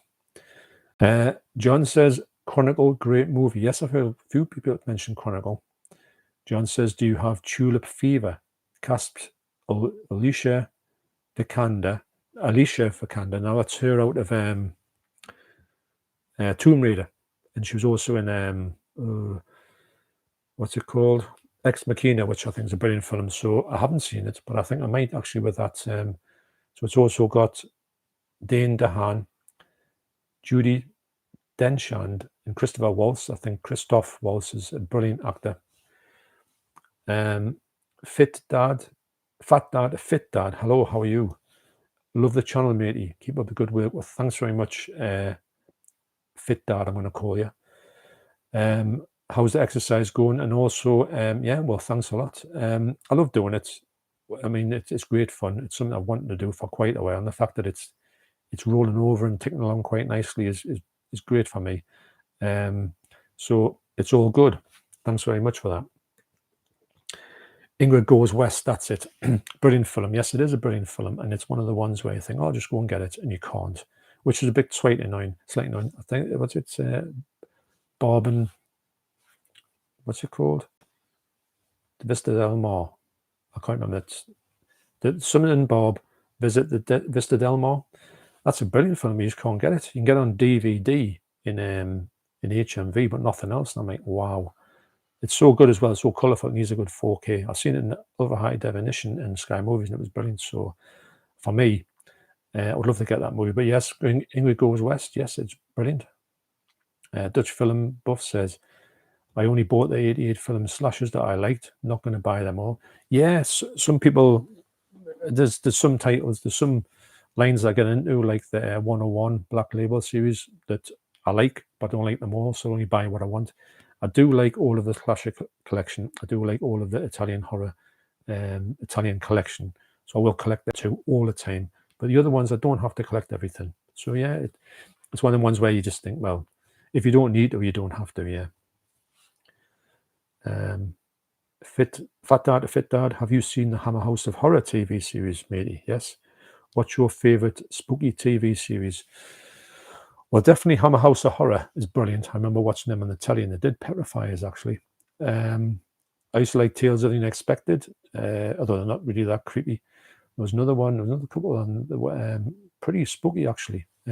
Armchair Theatre, I think, used to be quite, used to get me sort of a little bit spooked. Spooky TV series. I would probably say Hammer House of Horror is my favourite one. It's the one I remember the most of. And I don't really like I don't really see any sort of spooky TV series these days. I do like Ash vs. Evil Dead, but I don't think that's spooky. But it has got horror elements in it. It does sort of like frighten you from time to time. Mark Fairfield says, what do you and Leon think of The Dead Don't Die? I loved it and amazed at its poor rating on Internet Movie Database. Yes, I thought it was great. I can understand why people don't like it. It breaks every fourth wall and fifth wall and sixth wall away the way the movie goes. And I can understand how it's a zombie movie with a lot of talking in it.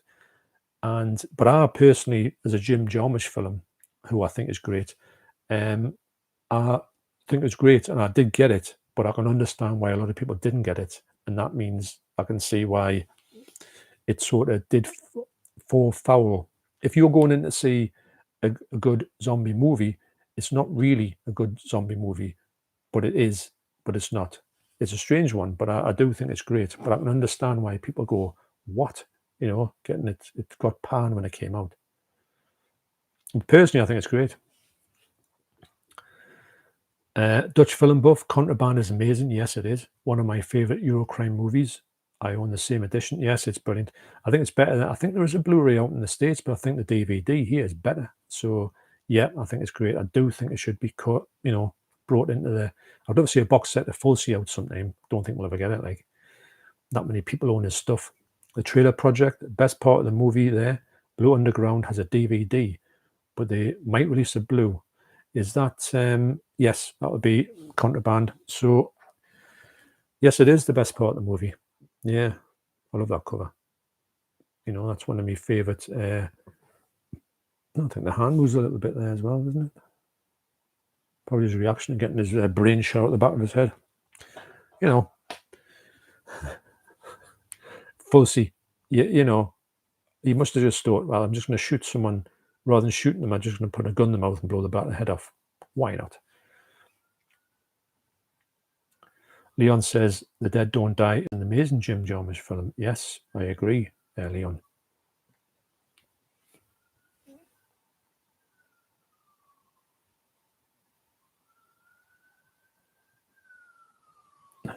Yes. Steve Downs, do you ever get mistaken as a young Jonathan Banks?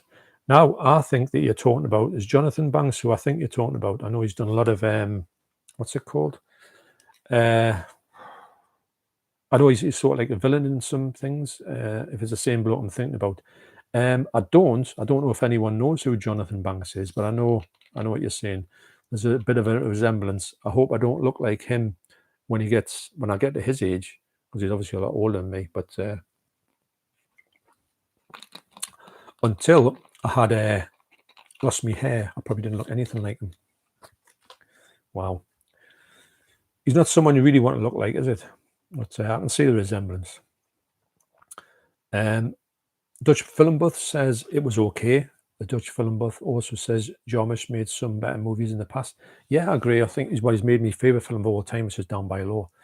But yeah, I can see where a lot of people can say his films aren't as good as they used to be, but I do like that film. Mark Fairfield, who just got mail. Mission Impossible complete series in dynamite packaging. One of my favorite shows of all time, and that would be the 60s one, I believe. I did used to watch that on TV, and I did like it actually. It's one of them sort of 60s TV series that were on the TV all the time, and used to watch them because everything was on the telly, wasn't it? You could see anything you want on the telly. These days, we have to subscribe to someone to see something, which is crazy. Leon says 88 are releasing more interesting films than Arrow at the moment. I agree there, John. Yes, 1,000,000%. The Dutch film buff, cool, thanks. Leon talks films. I shouldn't say that, Leon.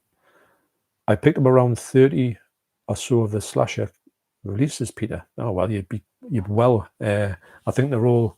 It's about 50. Is it 40 or 50? I'm not too sure. I've got them there. I can't turn my head round to that one and break my neck doing that. Standard Sense, I played several Blondie songs when I was still DJing in clubs a few years back.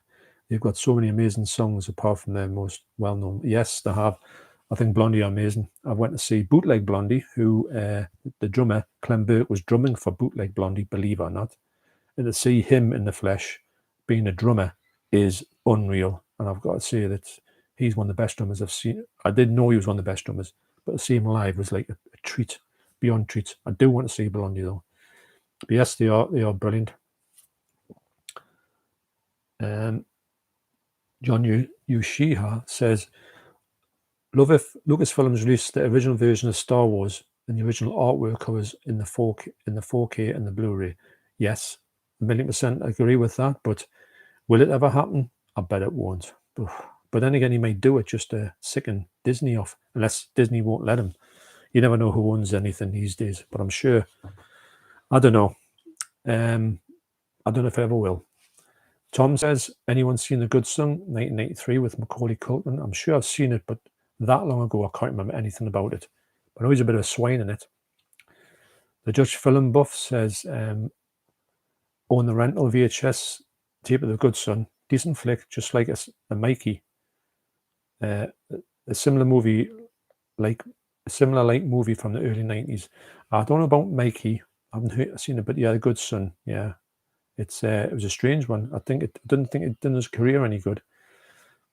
John Ushia says, have you seen Catherine, also known as The Radical, starring Sissy Spacek and Henry Winkler? Big fan of Henry Winkler. No, I haven't, if I'm honest. I haven't heard of it. John Ushia, I love John Carpenter's Prince of Darkness, very creepy movie. Yes. I don't like it as much as the other ones, but I do still think it's a good movie. It's got some creepy bits in it, actually. You know, the bit of the mirror and falling the mirror. I think that's very well done. The Dutch Film Buff, I agree. Down by Law, Ghost Dog. I haven't seen Ghost Dog. Dead Man I've got, but I haven't watched that yet. Those were amazing. Yeah. There's Strangers in Paradise. That's brilliant. That one. I love that film. And also Midnight Mystery Run or something. Mystery Man. No. I like that one as well. Mark Fairfield says Ghost Dog rocked. And the Dutch Film Buff, I sub to Undead 6 channel, a fellow countryman. Why not support him? Why not? Great channel.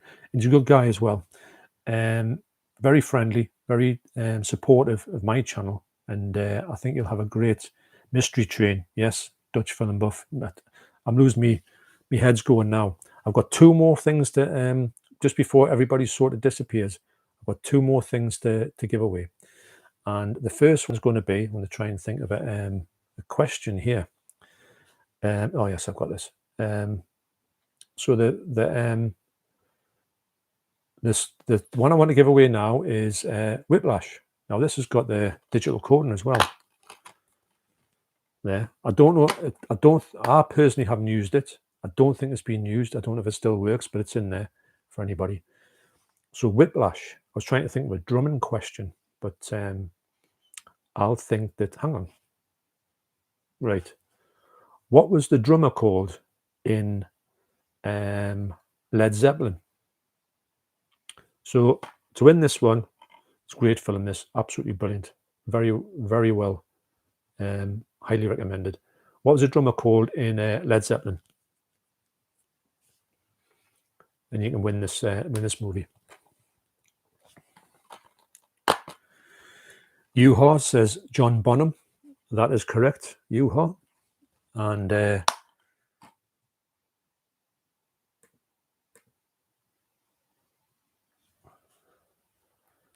yeah, so Yuha, you can have that one.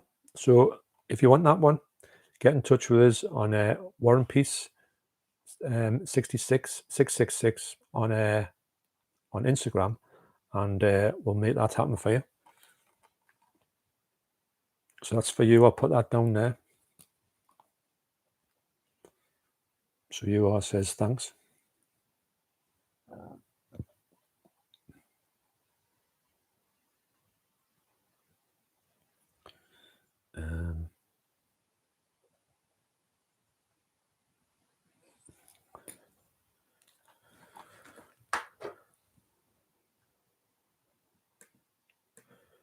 Yeah, a lot of people saying John Bonham, heaviest hitter going. Yeah, great horror TV show, Masters of Horror. I forgot about that one there. That was pretty good. I haven't watched it for a long time. I do think I'd do really like that.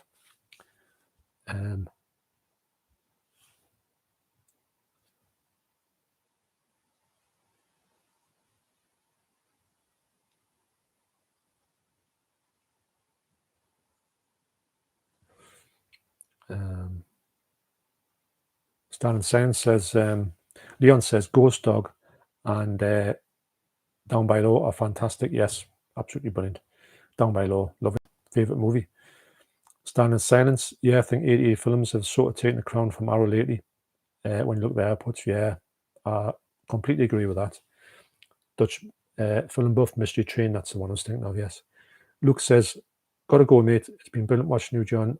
Have a fantastic day, mate." Yes, I will actually. I'm going to listen to. This is what I'm going to do.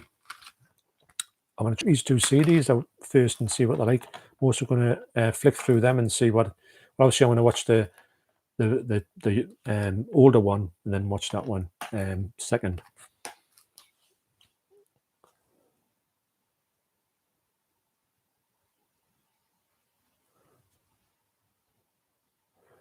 Dutch Film Buff says, I like most of Jim Jarmusch's output. Yes, I must admit, I like some of it better than others, but I can get away with practically all of his films. I think they're all really watchable.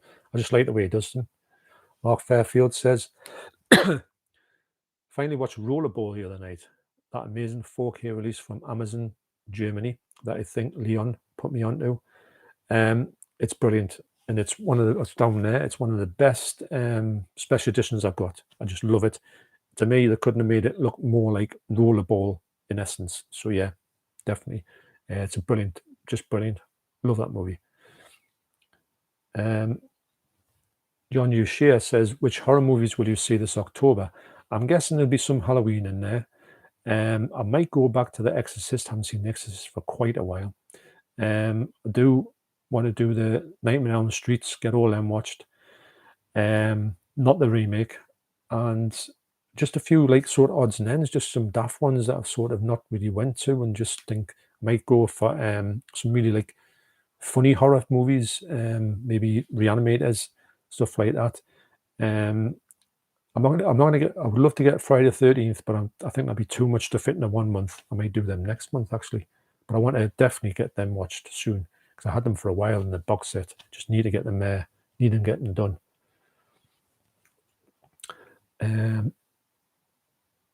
Leon says Whiplash is a fantastic movie.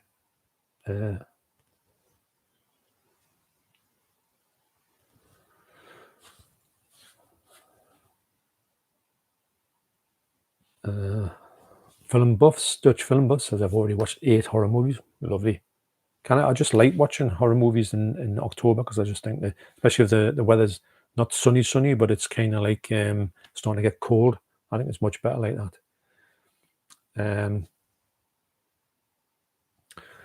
So Mark Fairfield says, why are you missing my answers? So I'll go back to that.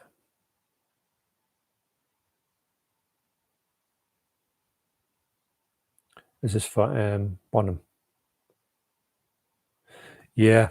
So what what I can see on here is U-Haw says John Bonham and then Bonham, and then Mark says after the 8 horror movies, Bonham John. Yeah. So you did get that right, Mark. But U-Haw beat you to that one, unfortunately. But John Bonham, what a drummer he was. So yeah. So it's a funny thing to sort of to get. I wish the screen was bigger for the answers actually.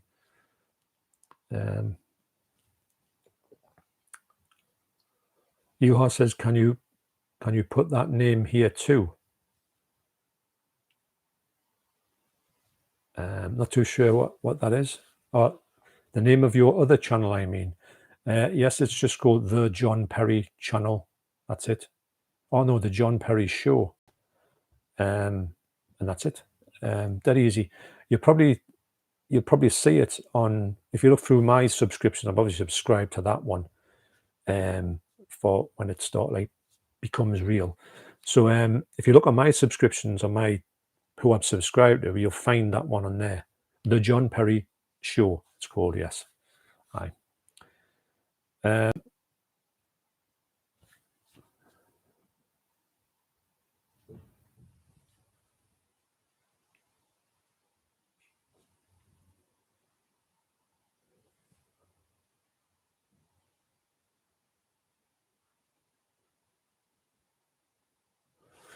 So Mark says mine showed up first and last two, but doesn't seem to be seen. Well, I've got them here, Mark. On my thing, it says it's got U-Haw, John Bonham, U-Haw Bonham, Steve Downes' Great Horror Show, Master of Horror, The Dutch Film Buff. I've already watched 8 horror movies. Then Mark Fairfield, Bonham, and then John. So sorry, Mark, if that's coming across like that, but it's just the way that I'm just whatever's coming first in mind. I've got one more to give away. So, like I say, if you can get that, you get it straight in. It'll be a very easy question, and so it's not showing up on mine first. Sorry about that. Dutch Film Buff says your name shows up here second here, Mark. Luke says I don't know the drummer though, mate. John Bonham, yeah. The channel I can get that film I won. Oh, you mean on Instagram, Warren Peace 666. But what we'll do, obviously, I'll get you through with on messaging. Just I'll message somewhere. But yeah, Warren Peace 666 will be my. I haven't got that on my my thing. I need to get that on my thing. I've got what is it? I've got the that's my Instagram thing. That's the best way to get in touch with us, if I'm honest, or even Facebook. But I don't really go on Facebook too much.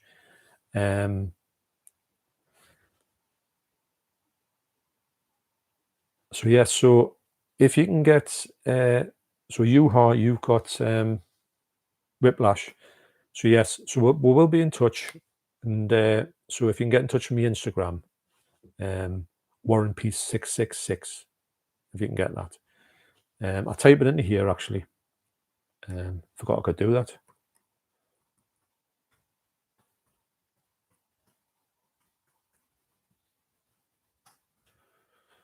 Right, so that's in there now. So you can see that U-Haw.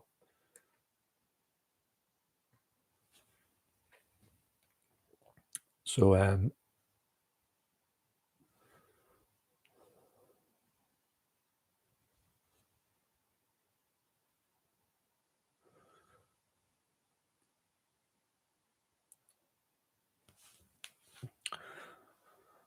John Ushia says your favorite Friday the 13th and Elm Street movie. Well, I've got to say at the moment, Elm Street 2 and Friday the 13th 3, if I'm honest. But I need to rewatch them because I do like all of them to a certain extent. But I had a good time with Friday the 13th Part 3 and 3D at the cinema, believe it or not. I saw that twice, I think, at the cinema, which is nuts, but it was brilliant. Wish I could do that again. So Mark Fairfield says, shows me first, lol. And then the Dutch film buff, one of those movies was no joke coincidental. Abbott and Costello meet Dr. Jekyll and Mr. Hyde, funny and creepy. Yeah, I do like the Abbott and Costello meets ones. So Leon says, it shows you for me first too. Mark Fairfield, no problem, lol. Luke says, did I get whiplash, John, mate? But I didn't know the drummer you was talking about, mate. Well, the question was, who was the drummer for Led Zeppelin? And it was, the answer was John Bonham. So if you answered it, well, the first one answer was Juha Tanskanen. So he got the Whiplash DVD. So just to recap, I've got Leon with Marilyn, Get Out with Frags, Paul Tams with Scott Pilgrim, and Juha Tanskanen with Whiplash. So that's what I've got down on the one where I saw the first one on my video, my list here. So I've got one more to give out. So let's hope that Mark, get ready with your fingers. It's an easy question, and let's have a look.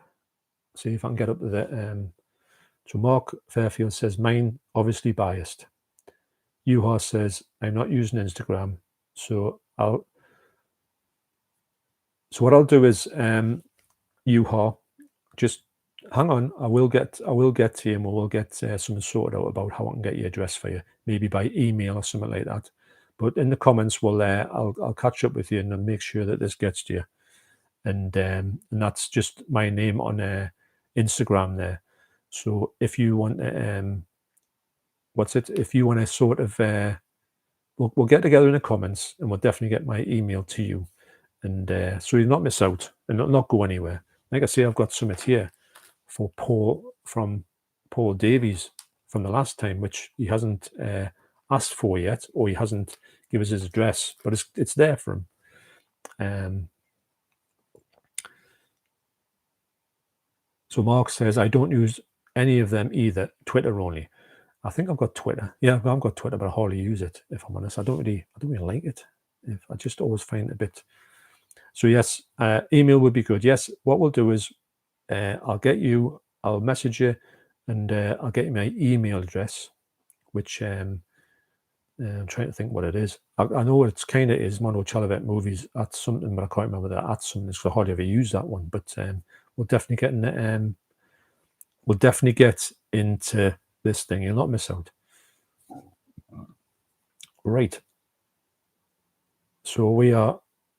I think I'm caught up now. So I'm going to give away this last thing here. So Luke says, congratulations to the winner, mate. Action Jackman, hey John, just want to say love your channel. Love to see the local lads on the tube. Yes, I'm from near the borough. So yeah, so you're in the northeast. Brilliant. Northeast, we don't seem to get recognized as, represented enough as we should do, because we're a big community up here, but we just seem to be not many people from the northeast. But it's a good community. I like the fact that there's a few Geordie lads on here and whereabout northeastern people. But it's great to have you along. Action Jackman, great name as well. John Ushia says, I like Killer Clowns from Outer Space. Yes, it's brilliant. I've met the Dickies, and I've seen them play the theme tune from Killer Clowns from Outer Space live a couple of times. Brilliant. And that was it. That was an amazing thing. Right. So the last thing I'm going to give away is this that I got from One Below. This is the steel book for Tinker Tailor Soldier Spy. Okay. So yeah, Clem Burke, the drummer for Blondie, brilliant. Can't get enough of him. To see him live was just, he was really playing well, as he was doing all these massive drum fills, which he's like a drummer's drummer, if I'm honest. Okay, so anyway, the question for this, and like I say, it's the first one that comes up on my stream down here, and I'll have to take that first answer. And I want to get your fingers on the buttons here. because it's a really easy question. And like I say, to see this, I mean, I bought this and it was full price, and you would never think you'd one day you'd see this for £1 in Poundland. Well, not Poundland, One Below. It's in great nick as well, so I'll get that. I'll get that sent to you. So, so Tinker Tailor is coming out on 4K. Says Acton Englander. Great film, yeah, it is actually.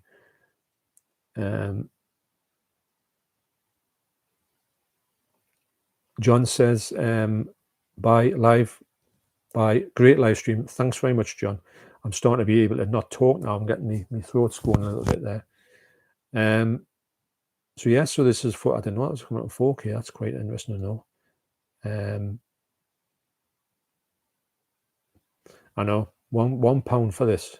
Yeah, it's the series is. I wasn't a fan of the series because I was too young to really understand that. I thought it was a little bit kind of like political for me. It just went straight in my head. But yes, I do think that the series is meant to be a lot better. Right, so like I say, first one on them comments there gets this movie and sent to you. So the question for this one, if you want this one, is the TV series Tinker Tailor Soldier Spy had a sequel. What was the name of that sequel in the TV series in the 1980s to Tinker Tailor Soldier Spy? Like I say, first comment that comes up gets this one here sent to them. Quite heavy as well. So Action Jackman says Smiley's People. That's correct, Action Jackman. So would you like this? Would you like to send you? Because some people say I'll have that, but I've already got it. So if you want this one, that's yours. I'll send that to you. That's no problem. If you want to get in touch with us, if you've got like, if you've got, what's it called? Instagram, just get in touch with me, Warren Peace 666, and then I'll get your address and I'll send it across to you. Standard Science says John Yushia, Arrow's last remastered edition of Killer Clowns looks very good. Yes, it does, doesn't it? Actung Englander says, well done. I already said it, was saying it to my monitor. I'm just going to have a nip for another quick toilet break, and I'll come back for about another 10 minutes, and then I'll wrap this up, okay? So, Action Jackson says, nice one. Rock on it.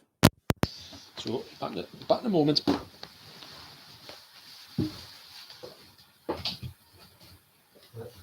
All right. Yeah.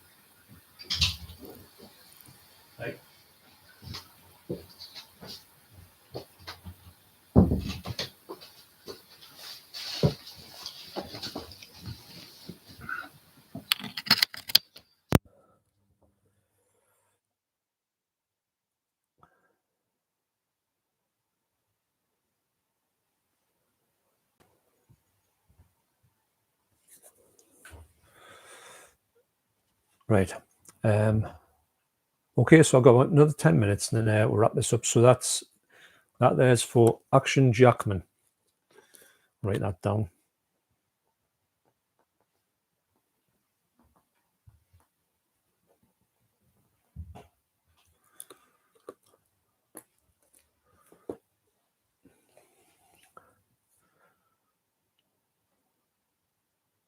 Dutch Film Buff says, from the team of American Ninja, James and Dudikoff. I remember them.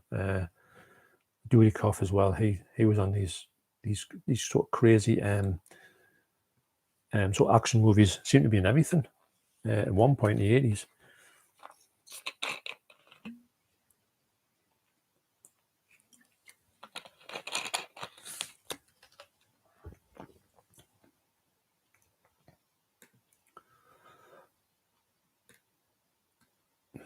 Just find out these comments. I'm sure there's a couple of comments missing out down there.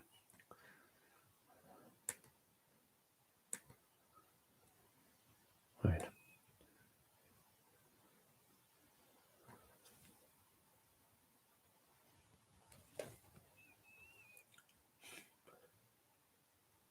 So Juha Tanksonen says, congrats for the winner. Acton Englander says, let's time John. Stand in silence, had to stop myself from shouting out the right answer there. Lol. Acton Englander says, I bet it's a 20-second piss. I didn't time it actually, but it wasn't as long as some of the ones you can get when you're desperate. Luke Wilkins says, Smiley's people. Yes, Smiley's people. Mark Fairfield, when you get a certain age, now it's never 20 seconds. 20-second shake. Yeah, it's you know, you get there, don't you? And you just think, wow, this is yeah. When the young people in here, when you get to a certain age, you know exactly what me and Mark are talking about. Dutch Film Buff says, haha. So I think I'm going to wrap it up now. I'm so pleased about how this streams went. Yet again, it's been probably, I thought I'd do 2 hours, and it's been coming up to 3.5 hours again. So pleased with it, how it's went. I'm so pleased to receive these great subscriber mails from Undeg Sick 83 and also Korashia Ishi. Yeah, so I'll be checking those out just when I go downstairs. I've got this more to do with Clockwork Orange coming up this week. Can't wait to sort of like finish them off. And I don't know if you ever saw my previous unboxing of a subscriber mail from a great channel called Pink Paradox Reads. Do check out Lisa's channel. It's absolutely brilliant. She sent me over some Norwegian chocolate, and there's still some of it left. So there you go. And she sent me over this as well, which I'm desperate to read. The first book I've read for a long time. So thanks very much for watching. Do appreciate everyone coming along. So the end of this comments are, Juha says, some laws of nature. Yeah, you better believe it. Leon says, amazing stream, John. Thanks very much, Leon. We'll get together soon. We'll have a good chat. We've been going to talk over the phone quite sometime soon. We'll definitely get that done. Actung Englander says, wonderful stream. Enjoyed it. I had a wonderful stream before. Get it? Mark Fairfield, nailed it again, John. Been a pleasure. Thanks very much, Mark. Sorry you didn't win there, but honestly, it's just whatever comes up my screen, I've got to take that first thing. Sorry about that. The Dutch Film Buff, yeah, great stream. We'll try and comment on your channel more often. Hey, you know, just come along when if you get a chance to, where you don't, you don't have to comment on every single video. Just watch, and if you watch and enjoy it and you come back again, that's great. A like or anything is great to me. It really is. Juha says, yes, thanks, John, and all who took part in this nice stream. Thanks very much for that, Juha. And don't forget, I'll be in touch with you to get you for your email address. Thor says, Freya Melka Chocolade. Best in Verden say that. Well, I do know that Lisa says, she said it's the best chocolate you can get in Norway. So, yeah, I was so pleased to get it. It is beautiful, man. I've got to say, I'm not just saying that. Mark says, I think it's my net is too slow. Had to, didn't you? Had a wonderful stream before. Yes, I did. Well, you never bad one day. Okay, so Luke says, Bye, John, mate. It's been brilliant stream, mate. Thanks very much to everybody who's come along here, and I do appreciate you dropping by. The next one will probably be in another month's time. I'll have some more stuff. I've still got plenty of stuff on that shelf I can give away, and these ones here. And if I go to One Below and I see something like this on the shelves, which is a really good version of something, I'll pick it up and I'll give it away, because not many people get to One Stop actually, because it's one of them movies that doesn't get one of them places. It's not around all of the time. Sometimes you can only pick them up there and, you know, just pass it along. Why not? So, okay, so I'll end the stream there, and in Dutch we say melk chocolade. So Action Jackman, nice one, lad. No problem, Action Jackman. Nice to speak to you, and I'll get you on if you, we'll definitely get together, and we'll get your address and all that. Okay, so thanks everybody for coming along. Mark Fairfield says, never heard of One Stop. It's one stop, actually. It's just like a sort of Poundland thing, and everything is a pound, including all the Blu-rays, which is great. You can get some great bargains there. That was my best bargain, if I'm honest, but I've already got it, so there you go. Okay, so Andrew Snickers says, have a good day, John. Thanks for the wonderful stream. No problem. Thanks for joining, Andrew. And so next video from me will probably be tomorrow night with some things I picked up the last day or two, and I've got some good pickups, actually. Interesting to see what you think of it. And Josh says, sorry I couldn't join you, John. That's no problem, Josh. As long as you showed up for me, that's great, and just took 5 minutes out of your time just to drop in. I know it's a bit of a awkward time for some people, and not many people can hit it, but I'm glad that anybody who could do came along. So you take care. I'm going to say my usual sign off. You take care, and I'll see you next time. But thanks for everybody joining. I'll see you next time, and thanks for coming along to the stream. I'll see you next time. Cheers. Bye now.